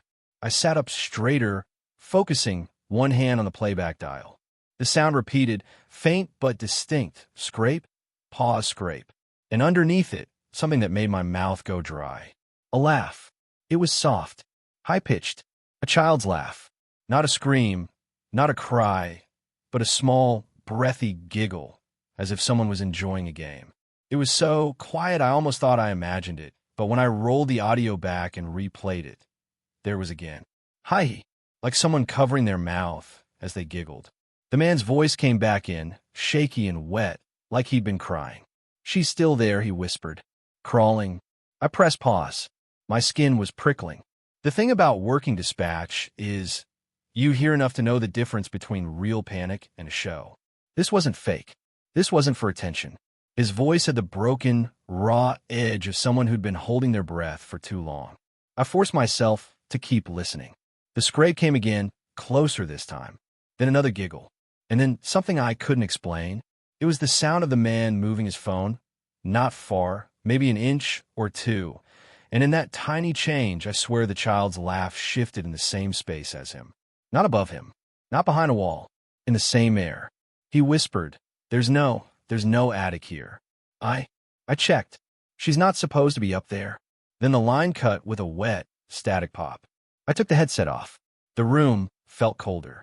I caught myself looking up, even though there was nothing but the flat station ceiling above me.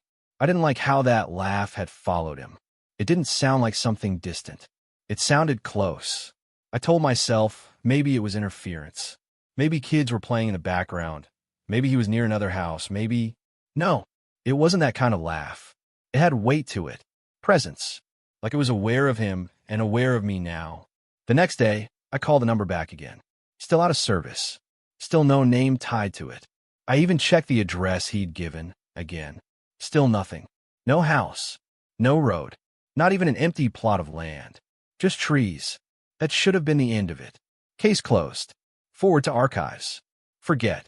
But when I went to file it, I noticed something strange in the call log. Both calls, the first and the second, were marked with the same timestamp. Not the same date. The exact same time. Down to the second. That's not possible. You can't place two different calls at the exact same moment in the system unless they're not different calls. I didn't tell anyone. If I told someone, I have to explain how much I've been listening to these tapes after hours. How I've been pulling the records over and over, like I was waiting for something new to happen. But I couldn't shake it. The scrape. The laugh. That night, I came in early. I pulled the files again. I turned the volume higher than I should have. So high the noise floor filled my ears like a hiss. And beneath that hiss, I swear I heard breathing. Not the man's. Not from the mic. It was too slow, too steady. And it didn't stop when the man stopped to listen. It kept going. Long inhale. Slow exhale. Almost like whoever was laughing before was now just waiting. I leaned closer, one ear pressed to the speaker. For a second, I thought I heard words in that breath, but the syllables were wrong. Drawn out. Not in English. My pulse was thudding in my ears. And then, without warning, the scrape came again. Louder. So loud I yanked my head back. Not the kind of loud you get from turning up volume. It was sharp, sudden, like the thing making it had moved right against the mic. And then, that laugh again. Closer. I couldn't do it anymore. I shut the file. I told myself I was done. That night, I dreamed I was lying in bed and could hear it above me. Scrape, pause, scrape. A giggle that didn't belong to anyone I knew. I woke up drenched in sweat, heart hammering, staring at the dark ceiling. Nothing there. But I kept thinking, I don't have an attic either. The last time I listened was 3 days later. I don't even know why I pressed play. Maybe part of me thought I'd prove it was nothing. Maybe part of me wanted to hear it again. The man on the recording sounded worse. His voice was lower, raspier. You could hear the exhaustion in it, the way fear starts eating your body from the inside out. She's not stopping, he said. She knows I can hear her now. In the background, scrape, scrape, giggle. Then, something I hadn't caught before, a second voice. Not the man's. Not the laugh. A whisper. It was so faint I had to replay it 5 times before I made out the words. Come up. The man whimpered. Said something I couldn't understand. And the whisper came again, stretched into a sing-song. Come. Up. The scraping got faster. The laugh bubbled higher. And then, a sharp crack, like wood splintering. The man gasped. Something thudded. The line went dead. I sat there for a long time after, staring at the stop playback bar. I haven't told anyone what I heard on that last review. Not the breathing. Not the whisper. Because the truth is, ever since that night, I've been hearing the scrape at home. Just once or twice at first. Faint. Like an old memory you're not sure is real. But last night, it was louder. Slower. And I swear, when I opened my eyes, the sound was coming from above my bed, that I've been on calls that stick with me for a day, maybe 2, but this one has been living in my head like a splinter I can't dig out. It started the same way it ended, with me hearing his breathing. Not frantic, not panicked anymore. Just slow, tired, like he'd been holding on for hours, and his body was finally starting to give up. But let me go back. The fire crew had already been dispatched to the address he'd given. The same one he'd repeated 3 times, like he was afraid the words themselves might slip away if he didn't keep saying them. When I patched through, I was expecting to hear the usual. The door busted in, boots on the floor, shouting over the radio. Instead, the lieutenant's voice came in tight. Dispatch. There's no crawl space here. At first, I thought I'd misheard him. I looked at the call sheet again. The address was right. I repeated it back, spelling out each number, each letter of the street. Yeah, we're here, he said. But this place, it's a single-story slab foundation. No attic, no crawl space. Nothing. I don't even think the guy could be under the floor if he wanted to. I looked down at my console, then back at the headset timestamp. The call was still live. He was still on the line. I could hear him breathing. I pressed my mic. Sir, the rescue team says there's no crawl space. Can you tell me exactly where you are? The breathing picked up. Quicker, sharper. He whispered something. I asked him to repeat it. She's still here, he said, voice breaking like a kid's. She hasn't moved. The line was so quiet I could hear the little electronic hum of my own equipment. Sir, who is she? Silence. Then, don't make me say it. It was the way he said that. Not angry, not refusing, like saying it would make it real, and he didn't want that. I hit my side channel. Tactical do a full sweep. Check for any sign of forced entry, vents, floor panels, anything. The lieutenant came back a minute later. Dispatch, there's nothing here. No signs of anyone. This address is clean. I didn't say anything right away. I was watching the sound levels on my screen. His breathing, still steady, still there. Sir, can you hear me? I said, yes. Can you describe where you're calling from? I heard a long inhale. Then, it's dark. I can feel wood above my face. It's rough, old, smells like dirt. My heart rate spiked. This didn't match anything the crew was telling me. How are you talking to me right now? I asked. The pause felt longer than it probably was. I don't know. I didn't call you. You called me. The hairs on my arm stood up. That wasn't true. I had the incoming log right in front of me. He had dialed us. He'd been on the line for... I glanced at the timer. 43 minutes now. Listen, I said, trying to keep my voice steady. The rescue team can't find where you are. I need you to... And then I froze. Over his breathing, there was another sound. A creak.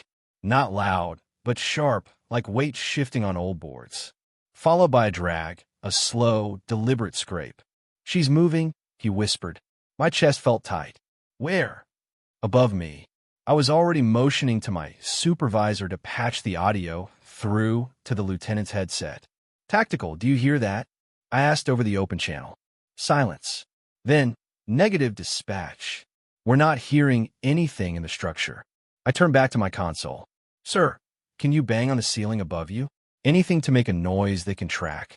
He started tapping. 3 quick knocks. I waited for the team to confirm. Nothing. The lieutenant came back again. Dispatch, there's nothing here. We're standing in the living room.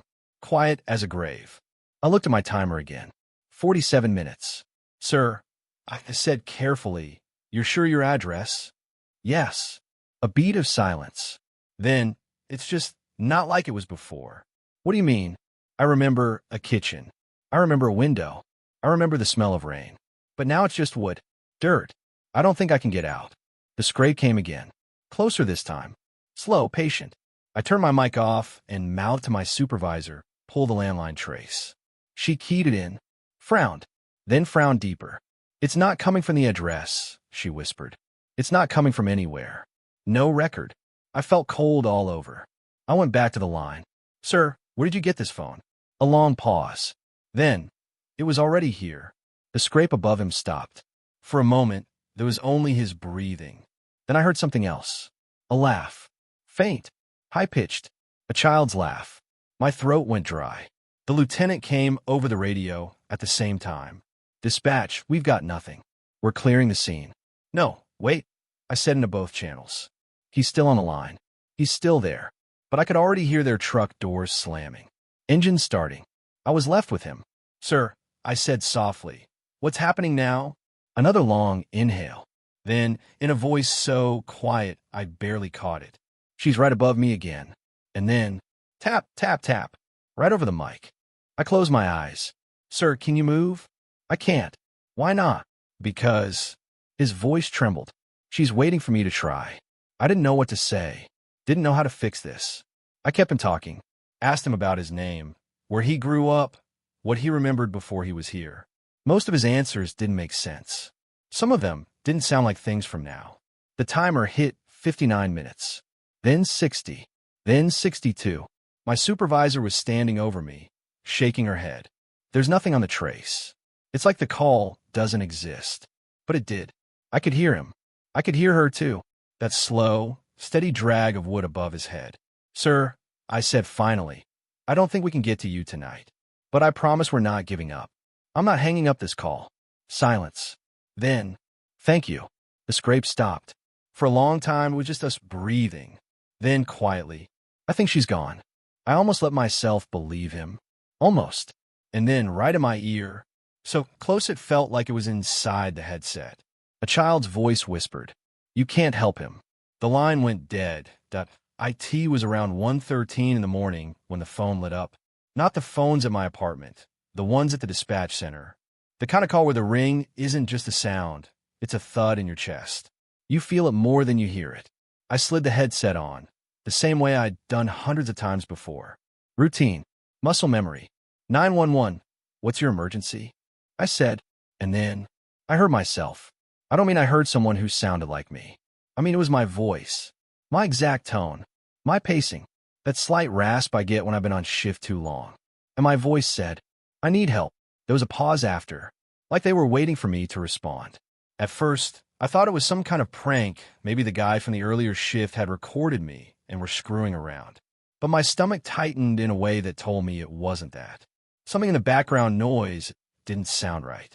Sir, I started, trying to keep my voice even. This is 911. What's your location? There was this weird delay. Then my voice said, I don't know. I think I'm in my apartment. I blinked, confused. Your apartment? Sir, can you look around? Can you tell me your address? And then, in this cracked whisper, I heard myself say, You already know it. I swear to God my throat went dry. I didn't know what to say. My brain started running in two directions at once. Part of me, still clinging to protocol, the other part trying to process what the hell was happening. Sir, can you describe what's happening? I asked. There was this shaky inhale, my inhale. I recognized the way my breath caught at the start. Then, there's someone in my apartment, but they look like me. I felt my chest tighten. I almost asked if this was some kind of joke, but something about the way the words came out, flat, scared, told me it wasn't. What do you mean they look like you? I said, It's me. The voice said, low and quick. It's me. I'm looking at me. I pulled up the trace request on my terminal, my hands shaking slightly as I typed. But the system wasn't giving me anything. No location, no number, just live call, unregistered source. That's not supposed to happen. Even blocked numbers leave some kind of data footprint. Are you safe right now? I asked. There was a silence so heavy, I thought the line had dropped. Then, no, they're smiling at me. My smile. But it's wrong. I started to ask what that meant, but the voice kept going, talking over me in this panicked, rambling way. They're not moving, just standing in the doorway, watching me. It's like they're waiting for something. And then the voice cut off. Not like the call disconnected. More like it had been muted. I could still hear something. A faint hiss of air, like a mic was still live but covered. And under that, a noise. A faint, steady tap, tap, tap. I pulled the headset slightly away from my ear, half expecting someone to suddenly scream into it. But it stayed the same, that soft tapping, and under it the tiniest sound of breathing. I forced myself to speak. Hello, are you still there? No answer. I typed a quick message to the supervisor's console, asking if anyone else had gotten a weird incoming. They typed back, no active calls but yours. Who is it? I didn't respond, because I didn't know how to explain. Sir, I said into the mic again, if you can hear me, I need you to leave the apartment right now. And then, I heard myself laugh. It wasn't loud. It wasn't even exactly joyful. It was short, soft, and right in my ear. And it wasn't the same voice that had been asking for help. It was calmer, almost amused. Then it said, still in my exact voice, You shouldn't have answered. The line went dead. I just sat there, staring at the empty call log. My heart was thudding so hard I could hear it in my own ears. The supervisor came over, probably wondering why I hadn't logged the call. I told her it was a wrong number. She gave me this look like she didn't believe me, but she didn't press. The rest of my shift went by in a haze. Every call I took after that, I half expected to hear myself again.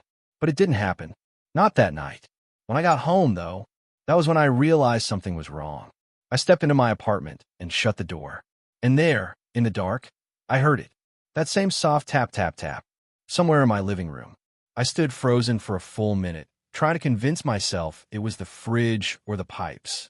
Then I flicked on the light. Nothing. Everything exactly where I'd left it.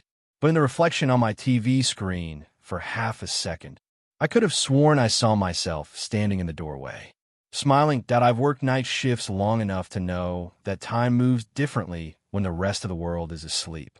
It's slower, heavier, almost syrupy. You feel every tick of the clock, every hum of the lights. But that night, it didn't feel slow. It fell off. It had been maybe 20 minutes since the first call, the one where my own voice came through the headset. I should have gone home after that, reported it, let someone else take over. But there's this stubborn part of me, or maybe it's just stupidity, that doesn't want to admit fear. especially in front of the other dispatchers. So I stayed. The first few calls after that were normal. Car accident, noise complaint, domestic dispute, routine stuff. The kind of calls you can almost half handle on autopilot. I thought maybe I'd imagined it. Maybe my brain had glitched out for a moment. Too much caffeine, too little sleep. I even tried to laugh about it. But then the line clicked again, and the same voice came through. My voice. Only this time, it didn't sound frantic. It sounded calm, steady, like it was reading from script. You're going to drop your pen. I frowned, looking down. I wasn't holding a pen. Then, out of habit, I picked one up to jot down a call number. It slipped from my hand, rolled right off the desk. A second later, I heard it clatter against the floor. My stomach tightened. I didn't say anything. Didn't want to give this, whatever it was, the satisfaction. But the voice didn't wait for me to respond. Now your supervisor is going to walk in. I glanced at the door. It was shut. The hallway beyond it was quiet. And then the handle turned. The door opened. My supervisor stepped inside, holding a file. She said something about a report being incomplete, but I barely heard her. All I could think about was the exactness of it. When she left, I put my headset on mute. Who is this? I asked, because even though I knew it sounded like me, there was no way it was. I was talking, and so was it. But when I unmuted, it was already talking again. The coffee mug is going to spill. I froze, eyes darting to the far corner of the desk where a coworker's mug sat. Half full, unattended. 30 seconds later, someone reached over to grab a folder, elbowing the mug. Coffee splashed across the desk. I think that was the first time I actually whispered no out loud. I muted the line again. Seriously, who the hell is this? When I unmuted, my voice, the other me, chuckled. It wasn't a happy laugh. It was the kind of sound you make when you already know the ending of a story and you're just watching someone else catch up. It's not who it's said. It's when, and I didn't know how to answer that. The line went quiet for a moment. I thought maybe it had dropped. But then, you're going to turn your head now. And I swear I didn't mean to, but I did. Like a reflex. I turned just in time to see my coworker looking at me, like she'd been about to ask something but change her mind. It was small, trivial, but it was perfect, down to the second. I could feel my pulse in my jaw. I wanted to rip the headset off and walk outside into the cold night air. But I didn't. The voice kept talking. It wasn't constant. There were long, awful pauses between its predictions. Enough time for me to wonder if it was over. Enough time for me to hope. It would start again. You're about to write the number 4.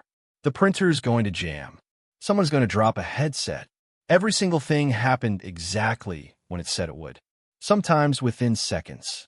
Sometimes a minute later. I want to test it, to prove it wrong. So when it said, you're going to scratch your arm, I sat there, hands locked in my lap. I didn't move. I thought I'd beaten it. But then my arm itched. Not a little. Not something you can ignore. It was like someone had dragged sandpaper across my skin. And without even realizing it, I reached up and scratched. When I noticed what I'd done, I actually shoved my chair back, hard enough to startle the dispatcher next to me. It was in my head. It had to be. I kept telling myself there were ways it could be faked. Audio recordings. Some weird prank with pre-timed predictions. But deep down, I knew it wasn't that. Because it wasn't just guessing what would happen. It knew the exact second. And it was moving closer. Not physically, not yet, but with its words. The things it described started getting more personal. Your heart is going to skip in 3, 2, 1. And I swear to God, I felt it. That awful, fluttering pause in my chest. You're thinking about leaving the room. Don't. I stopped halfway out of my chair. It wasn't just predicting anymore. It was controlling. And I realized something then. It had never once told me something after it happened. Not once. It was always just ahead. Always leading. And I was following. I muted the headset again. What happens if I don't? I asked. Silence. When I unmuted, it finally answered. We don't want to find out. We made my skin crawl. I didn't respond. I just kept working, trying to focus on the calls, on the voices that weren't mine. But the predictions kept slipping in. Small things. Big things. At one point it said, the power's about to flicker. And right as I thought that's easy to fake, the lights overhead blinked out for half a second. Monitors went black. The room fell silent except for a few muttered curses. Then the backup kicked in, everything buzzing back to life. I was breathing too hard. I knew the others could see I wasn't okay, but I couldn't explain this without sounding insane. Then the voice said something different. In 30 seconds, someone will scream. I glanced around. No one looked upset. Nothing was happening. 25 seconds later, one of the rookies at the far end of the room ripped off her headset and jumped up, yelling something about a spider on her neck. It wasn't a scared scream exactly, but it was close enough. Too close. The voice laughed again. A dry, humorless sound. Do you understand yet? I didn't answer. I couldn't. Because the truth was, I did understand. It wasn't just predicting the future. It was writing it. And somehow, I was stuck inside it, that I didn't sleep after my shift that night. I tried, but every time I closed my eyes, I kept hearing my own voice in the dark. Not like a memory, not like a thought. It was outside my head. Soft, close to my ear, whispering my name the way no one ever says it, flat, toneless, like it wasn't meant to be spoken out loud at all. When I finally gave up on sleeping, it was almost time to go back in. The drive to the dispatch center felt longer than usual, even though it's only 15 minutes. My hands kept tightening around the steering wheel like I was bracing for something to happen, some car to run a red light or a figure to step into the road. Nothing did, but when I pulled into the parking lot, my stomach still sank. The building was too quiet. I know how that sounds. Dispatch centers aren't exactly noisy, but there's always this low hum. Phones, computers, someone typing, someone laughing at something stupid to keep themselves awake at 3 a.m. But when I walked in, the air felt padded. Like the sound was there, but wrapped in cotton. Karen was at the desk, and she didn't even look up when I swiped in. That wasn't like her. She usually had something sarcastic to say, about my hair, about my coffee order, about how I was late, even when I was on time. She just kept typing. I took my seat, logged in, put on my headset. Everything was normal, except I knew it wasn't. About 20 minutes in, I saw it. The call log from last night had been flagged for review. That happens sometimes if there's technical trouble or if a supervisor thinks something unusual happened on the line. And God, something unusual had happened. I clicked the file. My headset was still on, but the recording played through the computer speakers, tinny and cold. It started with the usual, me answering. 911, what's your emergency? Then there was me. Again. Only this me didn't sound like I was asking for an address or a callback number. This me was breathing hard. Panicked. Please, you have to listen. You don't have much time. I froze. It was the same voice from last night. The one I'd been telling myself I imagined. And in the recording, my normal voice kept talking over it. Routine questions, calm tone. While this other me was pleading. It's going to happen again. Don't look away when it does. You'll miss it. Two voices. Both mine. Talking at the same time. Not in sync. Not a glitchy echo. Two different conversations layered over each other. I leaned in, trying to catch every word. My stomach felt heavy. The normal me, shift me, asked for the nature of the emergency. The other me, panic me, said something I almost missed. They're not who you think they are. Watch their hands. My skin prickled. The recording kept going. Normal me. Are you in danger right now? Panic me. It's already in the room. Don't. A burst of static cut it off. The file ended like that. Just dead air. No call ended. No click. Nothing. I sat there staring at the screen for so long, I didn't notice Karen had moved until she was standing behind me. Her voice made me flinch. You shouldn't be listening to that without a supervisor's note. I minimized the window. It's flag. I was just. Her eyes looked strange. Almost too still. Some things get flagged for a reason. And then she just walked back to her desk. For the rest of the shift, I couldn't stop thinking about that line. Watch their hands. I didn't know why it felt so heavy in my chest, but I started doing it. Every person I spoke to, every coworker who walked past, I watched their hands. The way they curled, the way they rested on the desk. But nothing happened until around 4:15 a.m. We got a call from a payphone out by Route 9. I didn't even know payphones still worked out there. I answered. 911, what's your emergency? There was breathing on the line. Slow, careful. Then my voice. But not the pleading one from before. This was calm, smooth, almost smiling. You're listening now, aren't you? I went cold all over. Who is this? You already know. I looked at the call log on my screen. There was no ID, no number. Just line unknown. You saw the recording, the voice said. You've started watching. I could hear faint sounds behind it. The same room I was sitting in, the little background noises of the dispatch floor. A pen tapping, a chair squeaking, someone setting down a coffee cup. Only none of that was happening around me right then. It was happening a few seconds later. I heard Karen's laugh on the line. And then, 3 seconds later, Karen laughed behind me in real life. Exactly the same. I couldn't breathe. You're ahead of me, I whispered before I could stop myself. The voice chuckled. Not ahead, just not where you are. I wanted to hang up, but my hand wouldn't move. You should listen, it said. This will keep happening until you make the call yourself. And then the line went dead. I ripped off the headset. My heart was pounding so hard I thought someone would notice. I saved the call log. If you could call it saving, since the screen just gave me the same unknown tag, and try to shake it off. But the rest of the shift, every sound felt delayed, like the world was trying to sync with something else and failing. When my shift ended, I didn't speak to anyone. I just left. The sun was coming up, but it didn't make me feel better. That night, I told myself I wouldn't check the logs again. I told myself I'd just work, answer calls, go home. But the moment I sat down and logged in, there it was. Another flag call. From me. I clicked it. It started with me saying, 911, what's your emergency? And at the exact same time, the other me whispered, you're too late now. The voices overlapped perfectly. Shift me sounded calm, running through the checklist. Other me was almost giddy, like they were enjoying something I couldn't see. I tried to listen to both at once, but my brain kept slipping like I couldn't hold both conversations and focus at the same time. One line stood out, though.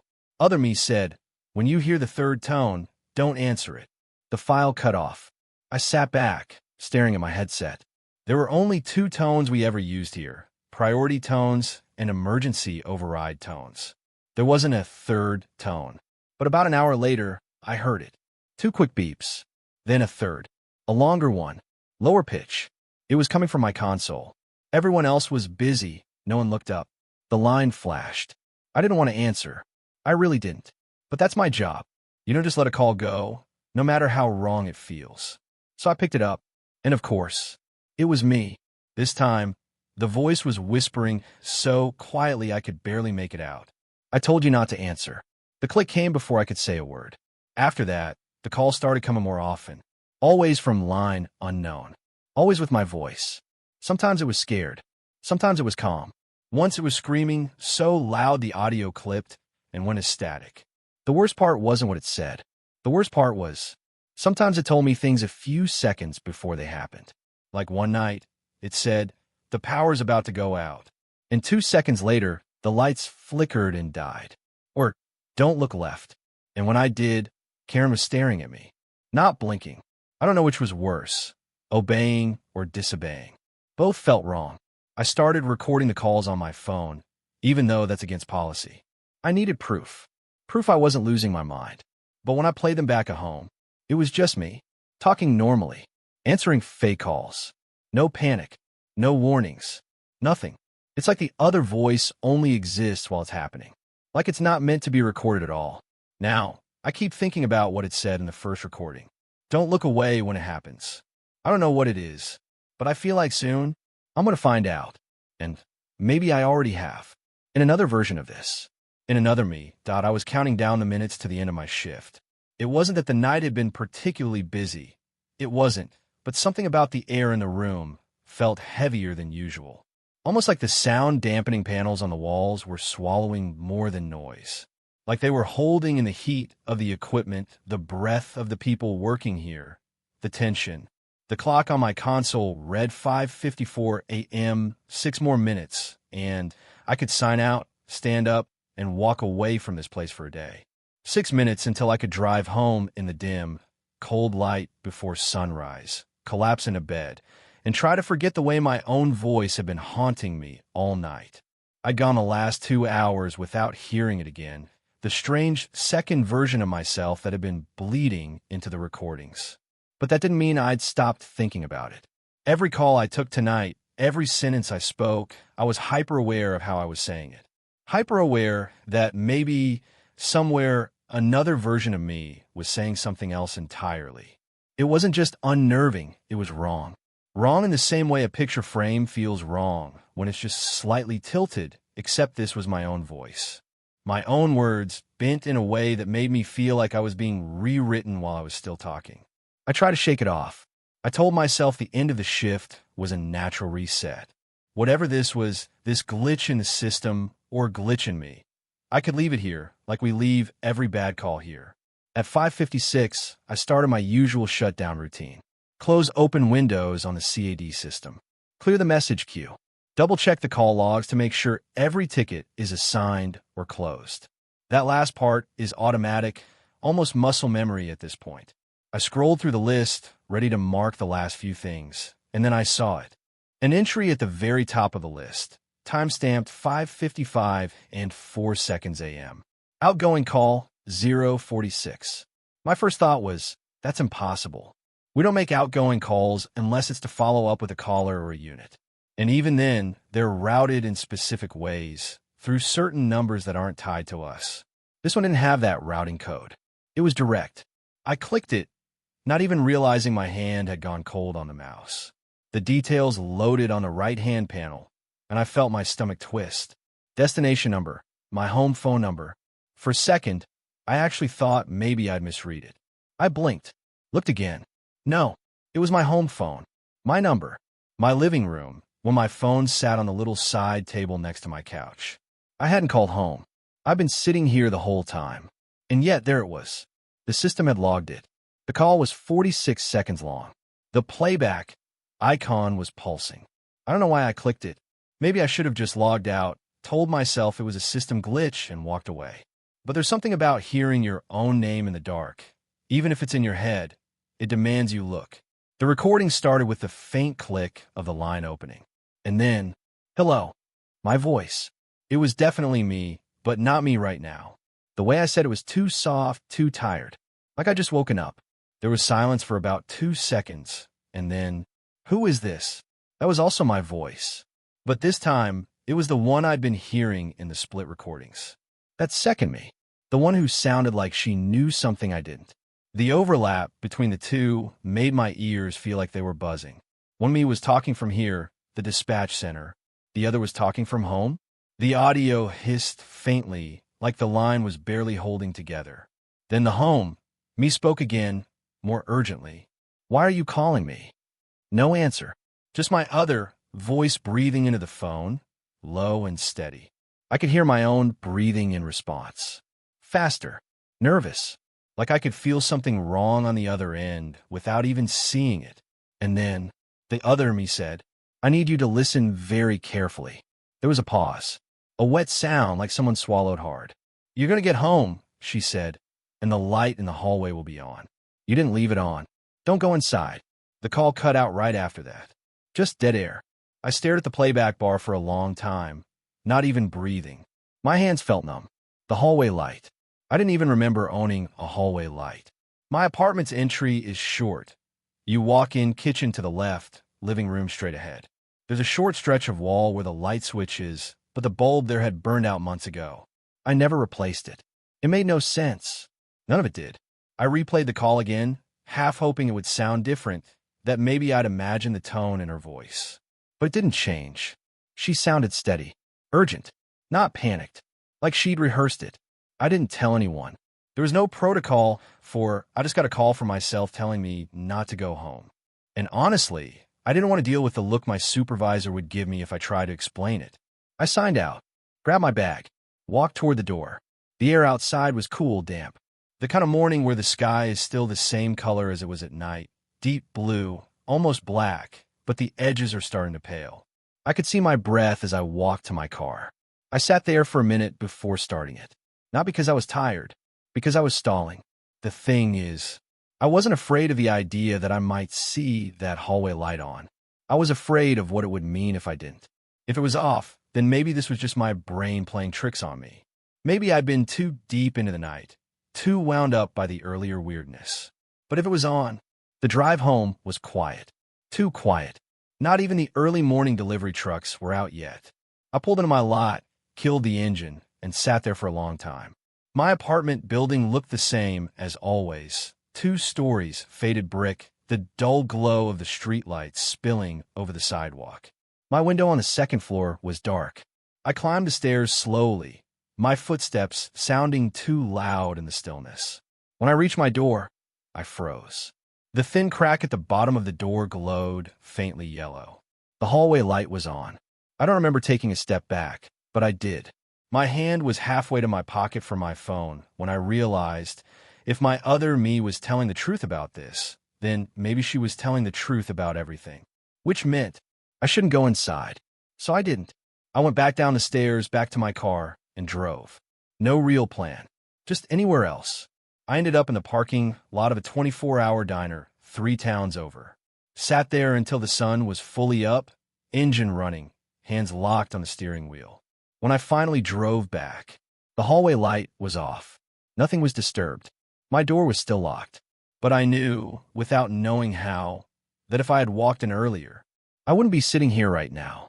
And the worst part? I keep thinking about the way that other me said, I need you to listen very carefully. Like she wasn't done. Like she was waiting for the next time she'd have to call Dot. I still remember the first call that night, because it should have been just another routine fire dispatch. It came in at 2:52 a.m. The line opened with a woman's voice, shaky, out of breath, but still trying to sound composed. She gave me an address, somewhere on the far edge of the county, where the houses got so spread out they felt like they were holding their breath between each other. There's a fire, she said. I started the usual process, typing the details into the system, signaling the fire department. But her pauses, they didn't sound like normal pauses. People calling in fires are usually frantic. They're shouting over the sound of sirens or crackling wood. But this woman, she sounded like she was forcing herself to talk slowly, like she was holding something back. Can you tell me if anyone's inside? I asked. Yes, she said immediately. One person. Upstairs. Bedroom window, facing the road. It was like she had the answer ready before I finished asking. All right, help is on the way. She cut in. It's not the flames you should be afraid of. I froze, mid-keystroke. What do you mean? She breathed out a sound, half laugh, half gasp. You'll see. And then she hung up. I stared at the receiver for a moment before shaking it off. People say weird things in emergencies. Sometimes it's panic, sometimes it's shock. I logged it, sent the units, and the night kept moving forward. Or at least it should have. 15 minutes later, the phone rang again. Same tone, same number sequence flashing across my console. When I picked up, the voice on the other end was the same woman. And she said the exact same words. There's a fire. Same address. Same careful pauses. It wasn't just similar, it was identical. Like someone hit replay on a recording. I asked the same questions, and she answered exactly the same way. Same intonation. Same strange warning. It's not the flames you should be afraid of. And then the same soft, broken laugh. Click. This time, I didn't move for a full minute. My headset felt heavier, my mouth dry.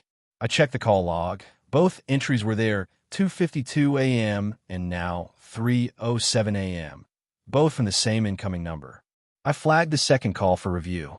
Could have been a glitch. Could have been something else. But I couldn't stop thinking about her voice. It hadn't been distorted or recorded off a speakerphone. It was live, breathing, human. And yet, word for word, I called the fire chief. He sounded irritated, said his team was already on scene, that the house was fully engulfed, and that they'd pulled one body out from the upstairs bedroom. One body. A woman. No signs of anyone else. The fire was still burning, and he had no idea how I could have gotten a second call from her.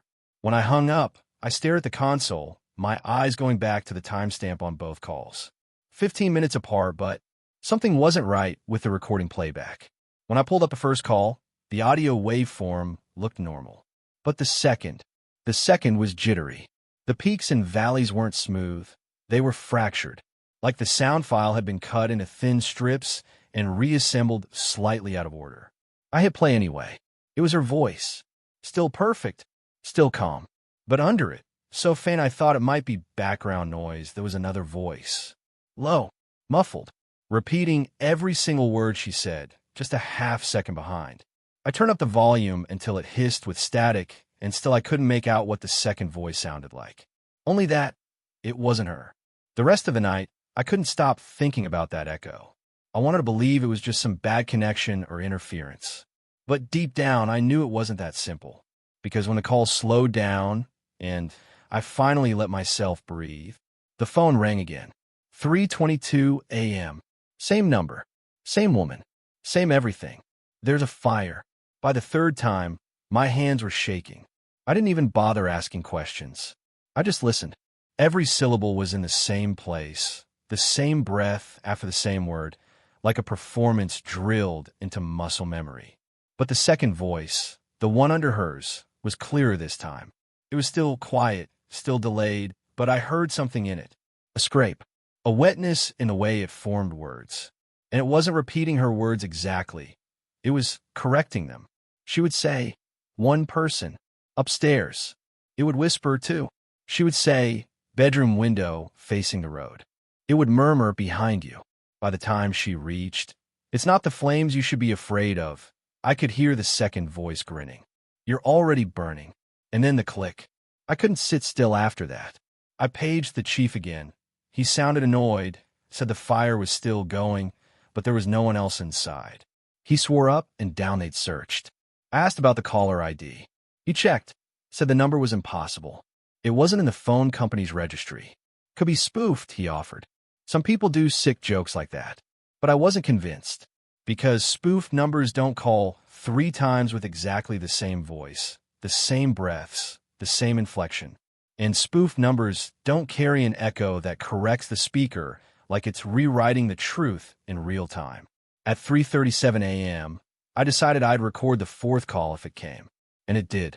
The second I heard the opening words, I hit the manual capture button. This time I didn't just listen. I transcribed, down to every pause and inhale. When she reached the part about the bedroom window, the other voice didn't whisper. It laughed. Not a loud laugh, not even a full one. Just this short, sharp exhale of amusement. And then, right before she said her last line, it spoke over her. Not behind her, over her. "It's not the flames you should be afraid of," they said together. Perfectly in sync. My skin crawled. Because the sync wasn't natural. It was as if the second voice had been practicing, learning her speech until it could speak alongside her instead of following behind. After the fourth call, there were no more. But my shift wasn't over for another 2 hours. I tried to focus on other dispatches, traffic stops, medical runs, but every time the phone lit up, my chest tightened. I kept glancing at the clock, watching the minutes crawl by. And then, at 5:52 a.m., when the sky was just starting to pale, I got one last call. Same number, same woman. But her first words weren't, "There's a fire." She said my name. She said it like she'd been holding it in all night. And then the second voice said it too. Only, it didn't sound like it was coming through the headset anymore. It sounded like it was behind me. That was the last call before my shift ended. I filed the report. I sent the recordings to my supervisor. And when I left the building, the air smelled faintly of smoke, even though the wind was blowing from the opposite direction. I didn't sleep when I got home. I just sat by my window, staring out at the street, waiting for something. I don't even know what. But every time I closed my eyes, I could still hear it. Her voice. And under it the other one, repeating my name, like it was practicing that I thought maybe I'd misheard them, or maybe they were mistaken. It had been almost 20 minutes since that first fire call, the one at the single-story house on Delmore Street, the one with the screaming man in the background, shouting that the flames were in the walls. Our units got there quick, and the reports matched what the caller said. Heavy smoke, flames crawling up the siding, neighbors out in the yard watching. They worked it. They contained it. I watched their status updates come through on my console like a heartbeat stabilizing. Fire under control. Structure cleared. No injuries. But then, the line rang again. Same number. Same address. When I answered, my throat went dry before they even finished the first sentence. Because it was the same sentence. Word for word. Every word carried the same panic, the same frantic breath between phrases, the same break in the voice when they said, "It's in the walls. Oh, God, it's in the walls." It wasn't just similar. It wasn't just a coincidence. It was the exact call. I listened all the way through, barely breathing. My headset felt too heavy, pressing against my ears like it was trying to trap the sound inside my skull. When I asked their name, the delay, that exact 2-second delay before they answer the first time, it was there again. Same name, same tone. Even the screams in the background were the same. I don't mean that they sounded alike. I mean they were the same recording. The same man shouting the same thing at the same pitch, like someone had pressed replay on the whole thing. When I hung up, my hands wouldn't stop shaking. I patched the call through, logged it, and told the responding units. That's when Unit 7 came back with something that made my stomach knot. Dispatch, we've already been to Delmore Street. Fire's out. No active threat. I stared at the screen. The incident log was still fresh in the system. Same address, same caller, same fire. They were certain, but the word from the second call still echoed in my head, like they were stitched into my hearing. I told them I understood, but protocol meant they had to check anyway. The radio crackled again. Dispatch, you're not going to believe this. I could hear the wind in the mic, the shuffle of boots on pavement. It's burning again. I sat forward in my chair like the console might pull me in. Burning again? I asked, even though the word sounded stupid coming out of my mouth. Yeah, exact same spot. Same wall, same section. Like we never put out. I couldn't process it. Fire doesn't just come back like that. Not in the same way. Not instantly. The thing that hit me hardest wasn't even the fire. It was what he said next. The people, there was a pause, like he was searching for words. They're standing in the yard, exactly like before. Same clothes. Same spots. I wanted to tell him that's normal. People don't change clothes in 20 minutes. They'd probably be standing around still shaken. But then he kept going. They're saying the same things. Word for word. I swear to God. I heard the same woman yell, "Where's my baby?" in the exact same voice from the exact same place on the lawn. The hair on my arms stood up. I remember that line from the first call. The way her voice cracked on the word baby. I had thought about her since, imagining her face. Now I wondered if she was even real. When I leaned back in my chair, the headset cord caught against my arm and tugged. My whole body jolted. My chest felt tight, like the room was shrinking. I could hear the firefighting noises through the radio, shouts, rushing water, the metallic slam of equipment. But underneath, faint, almost masked, I swore I heard the exact background sounds from the call again. The same cough, the same muffled cry, the same glass breaking at the same moment. Unit 7, confirm. Are the people responding to you? Are they reacting to you being there? I asked. There was a pause. Some are. Not all. That pause told me more than the answer did. There's a guy in the driveway. Same man from before, yelling about the walls. We're right in front of him. He's not looking at us. He's looking through us. My mouth went dry. Through you. Like we're not even here. He's saying the exact same words he said earlier. The same hand movements. It's like he trailed off. Like what? I pushed. Like he's on a loop. When they finally knocked the flames down again, their voices didn't sound relieved. They sounded smaller, quieter. The fire chief came on the line and asked me if there had been some kind of mistake in the log. I told him no. I told him the truth. We got the call twice, exactly the same. Then I don't know what the hell this is, he said. And he hung up. I should have let it go.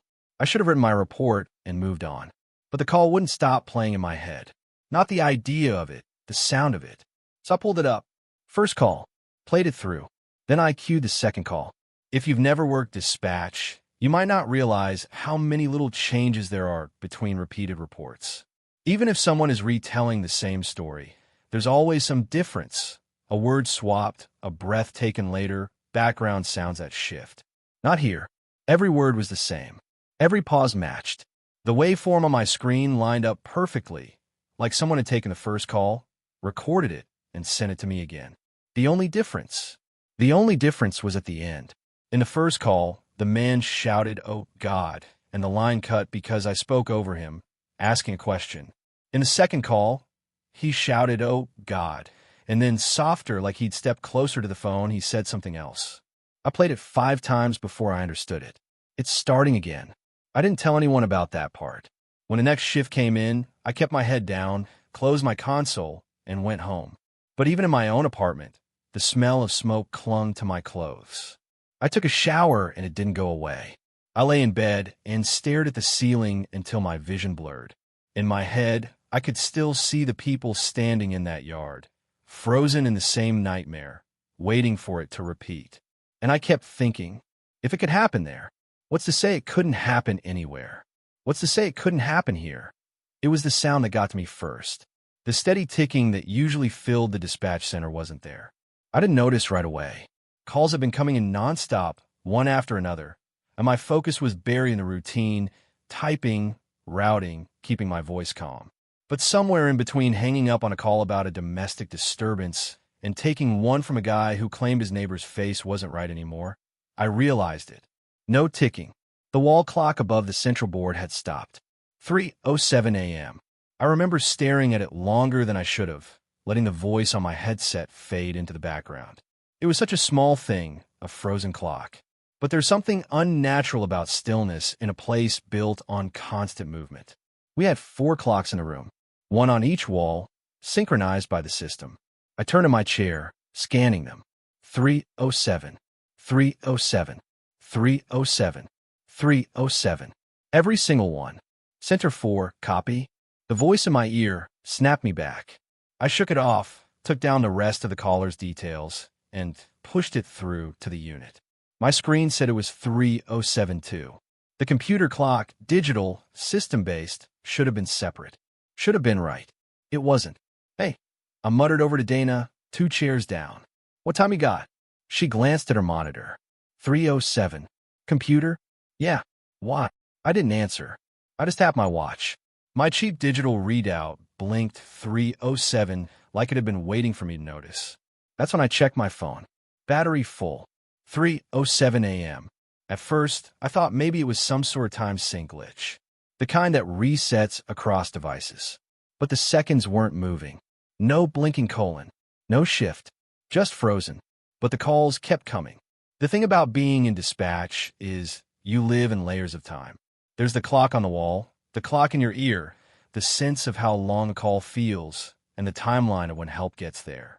You develop an instinct for pacing, knowing when 10 seconds is too long for a breathing pause, when 2 minutes of silence from a unit feels like danger. And that pacing was gone. I'd pick up a call, and my gut told me I'd been on it for maybe 5 minutes. But when I looked, the time was still the same. I thought maybe adrenaline was distorting my sense of it, but the same thing happened to Dana and to Marks at the far end of the room. We didn't stop working. Calls don't care if your clocks are wrong. We just kept going.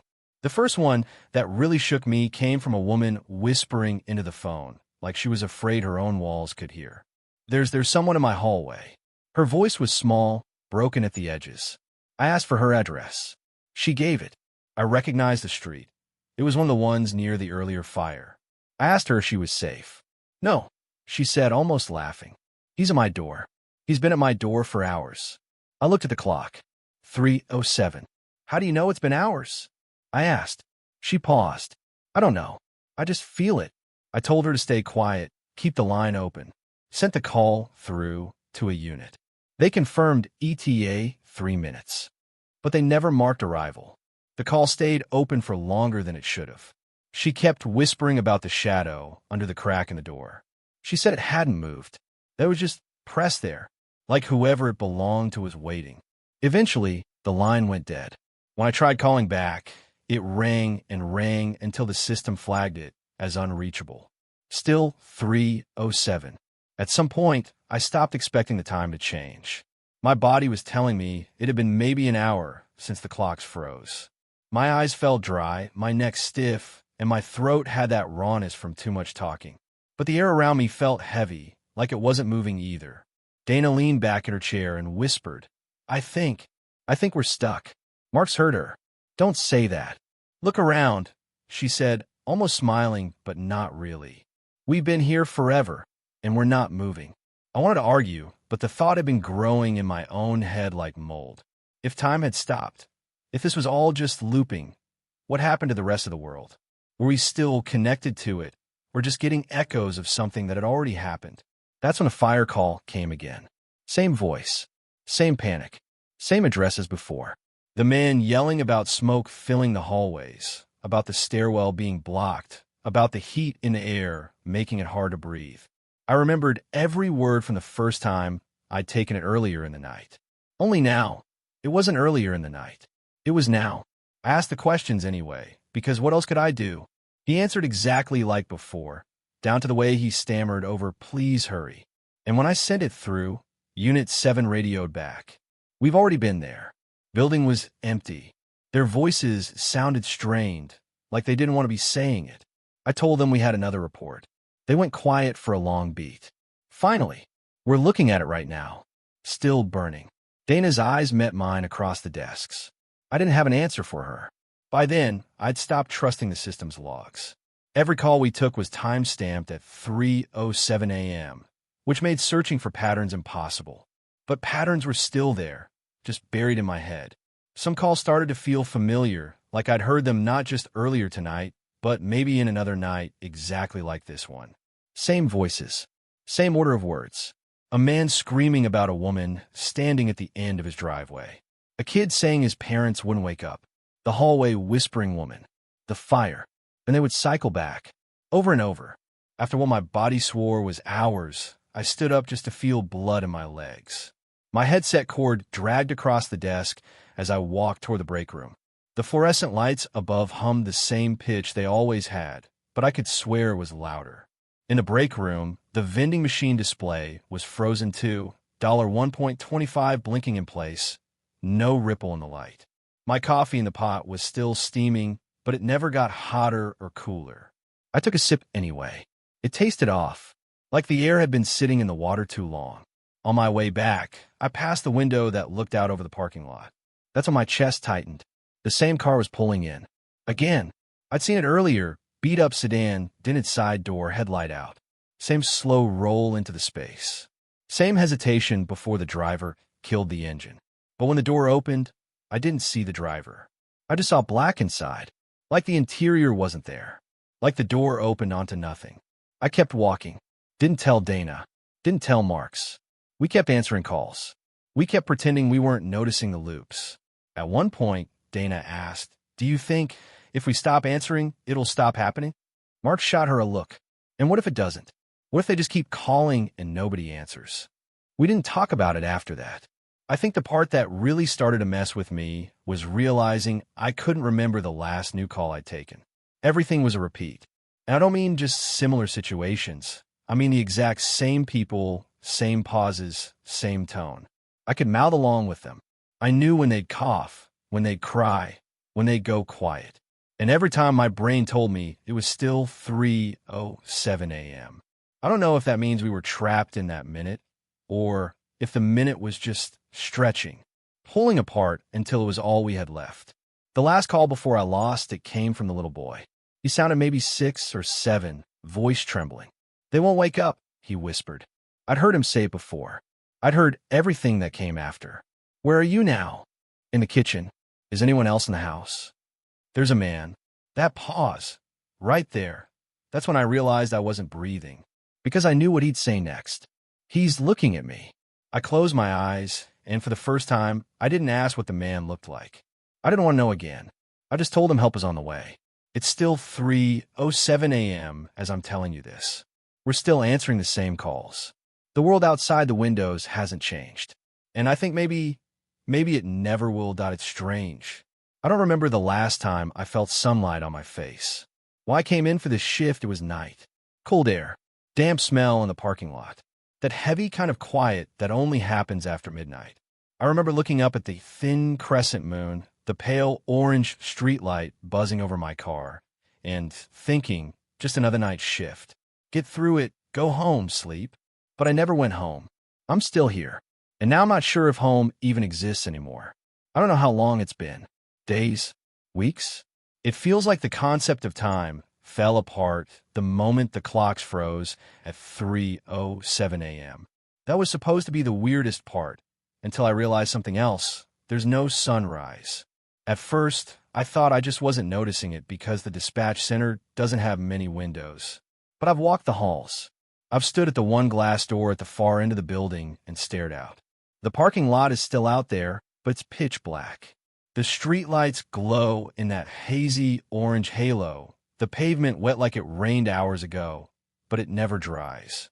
It's been that same night outside. Every single time I look, I try to tell myself it was exhaustion. I've worked doubles before, triples even. Sleep deprivation does strange things. You start to forget what day it is, what time it is. But I know I've sat at this desk far longer than a human being should. I've eaten from the vending machine more times than I can count. I've gone to the break room and back until the walk feels like the only exercise my legs remember. But it's all the same. The same shadows in the corners. The same hum of the fluorescent lights. The same calls. God, the calls. They haven't stopped. You'd think if the world outside was gone or stuck, there'd be silence. But the phones ring like nothing is wrong. And every call feels like déjà vu now. Not just because they're similar, but because they're exactly the same. Last night, if you can even call it that, I answered a woman screaming about her kitchen being on fire. I sent units. They came back, said they'd already been there earlier, but they still saw the flames. I marked it as handled. Then, maybe an hour later, or whatever passes for an hour now, the same woman called. Same address. Same voice. Same words. No, I mean literally the same words. Same breaths between sentences. Same pitch in her panic. It was like a recording. I thought maybe the system glitched, replayed old calls. But the voices respond to me. I've tested it. Changed what I say. Asked questions I didn't before. The answers always loop back to the script they've been trapped in. One caller, a man named Kevin, calls about a home invasion. Says the person's still in the house, walking up the stairs. Every time, I ask if he can describe them. And every time, there's that same long pause before he whispers, "It's me." Then the line goes dead. I've stopped marking them as handled in the system. There's no point. The units keep going to the same places. And every time they come back, their faces look wrong. Not scared. Not tired. Just blank. Like the more they answer the same call, the more the memory erases itself. Last time I asked one of the fire captains if he was okay, he stared at me for a long time and said, "We've never been there before." Except I know he had. I heard his voice over the radio, describing the flames just hours earlier. I've started wondering if I'm the only one who realizes what's happening. Or maybe I'm just the only one left who cares. Earlier, if earlier means anything anymore, I try to leave. I don't know why I didn't do it sooner. Maybe some part of me thought this would sort itself out, that the morning would come if I just sat tight.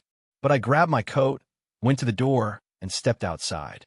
The air was heavy, wet, the smell of rain and asphalt. It was dark, but not the natural kind of dark.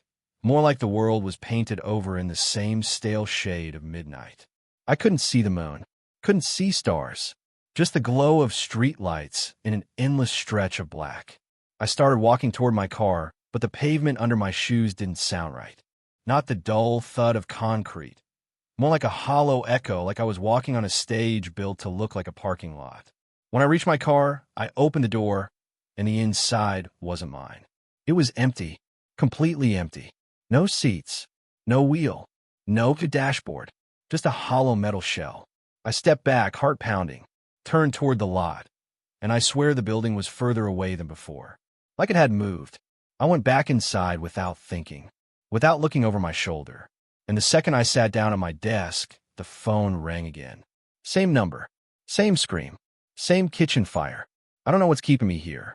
Maybe there's nowhere else to go. Maybe outside isn't real anymore. Maybe I'm not real anymore. I've been thinking about the clocks. How they all froze at the exact same time. 3:07 a.m. Not 3:06. Not 3:08. Every one of them, no matter where I look. In the hall. In the break room. On my watch. Even the cheap wall clock above my desk. It's almost like time didn't just stop. It chose that moment to stop. Like something decided that was the last second the world needed. But if that's true, what's all this? What's everything after? I think about the calls and wonder if they're not calls at all. Maybe they're ghosts. Echoes. Not of people who died, but of a world that doesn't exist anymore. They keep playing because that's all there is left to play. And I'm here to listen because someone, or something, wants me to. I used to think dispatchers were a lifeline. You call, I send help. Simple. But what if there's nothing to send help to? What if all I'm doing is speaking into the static between two dead worlds? I'm trying to remember what I did the day before my shift started. I can't. I remember my car, the parking lot, the night air. But before that, Nothing. It's like this place is the first and only thing that's real. And even that is starting to feel thin, like a set about to collapse. The phones are ringing again. 3 lines at once. All different numbers.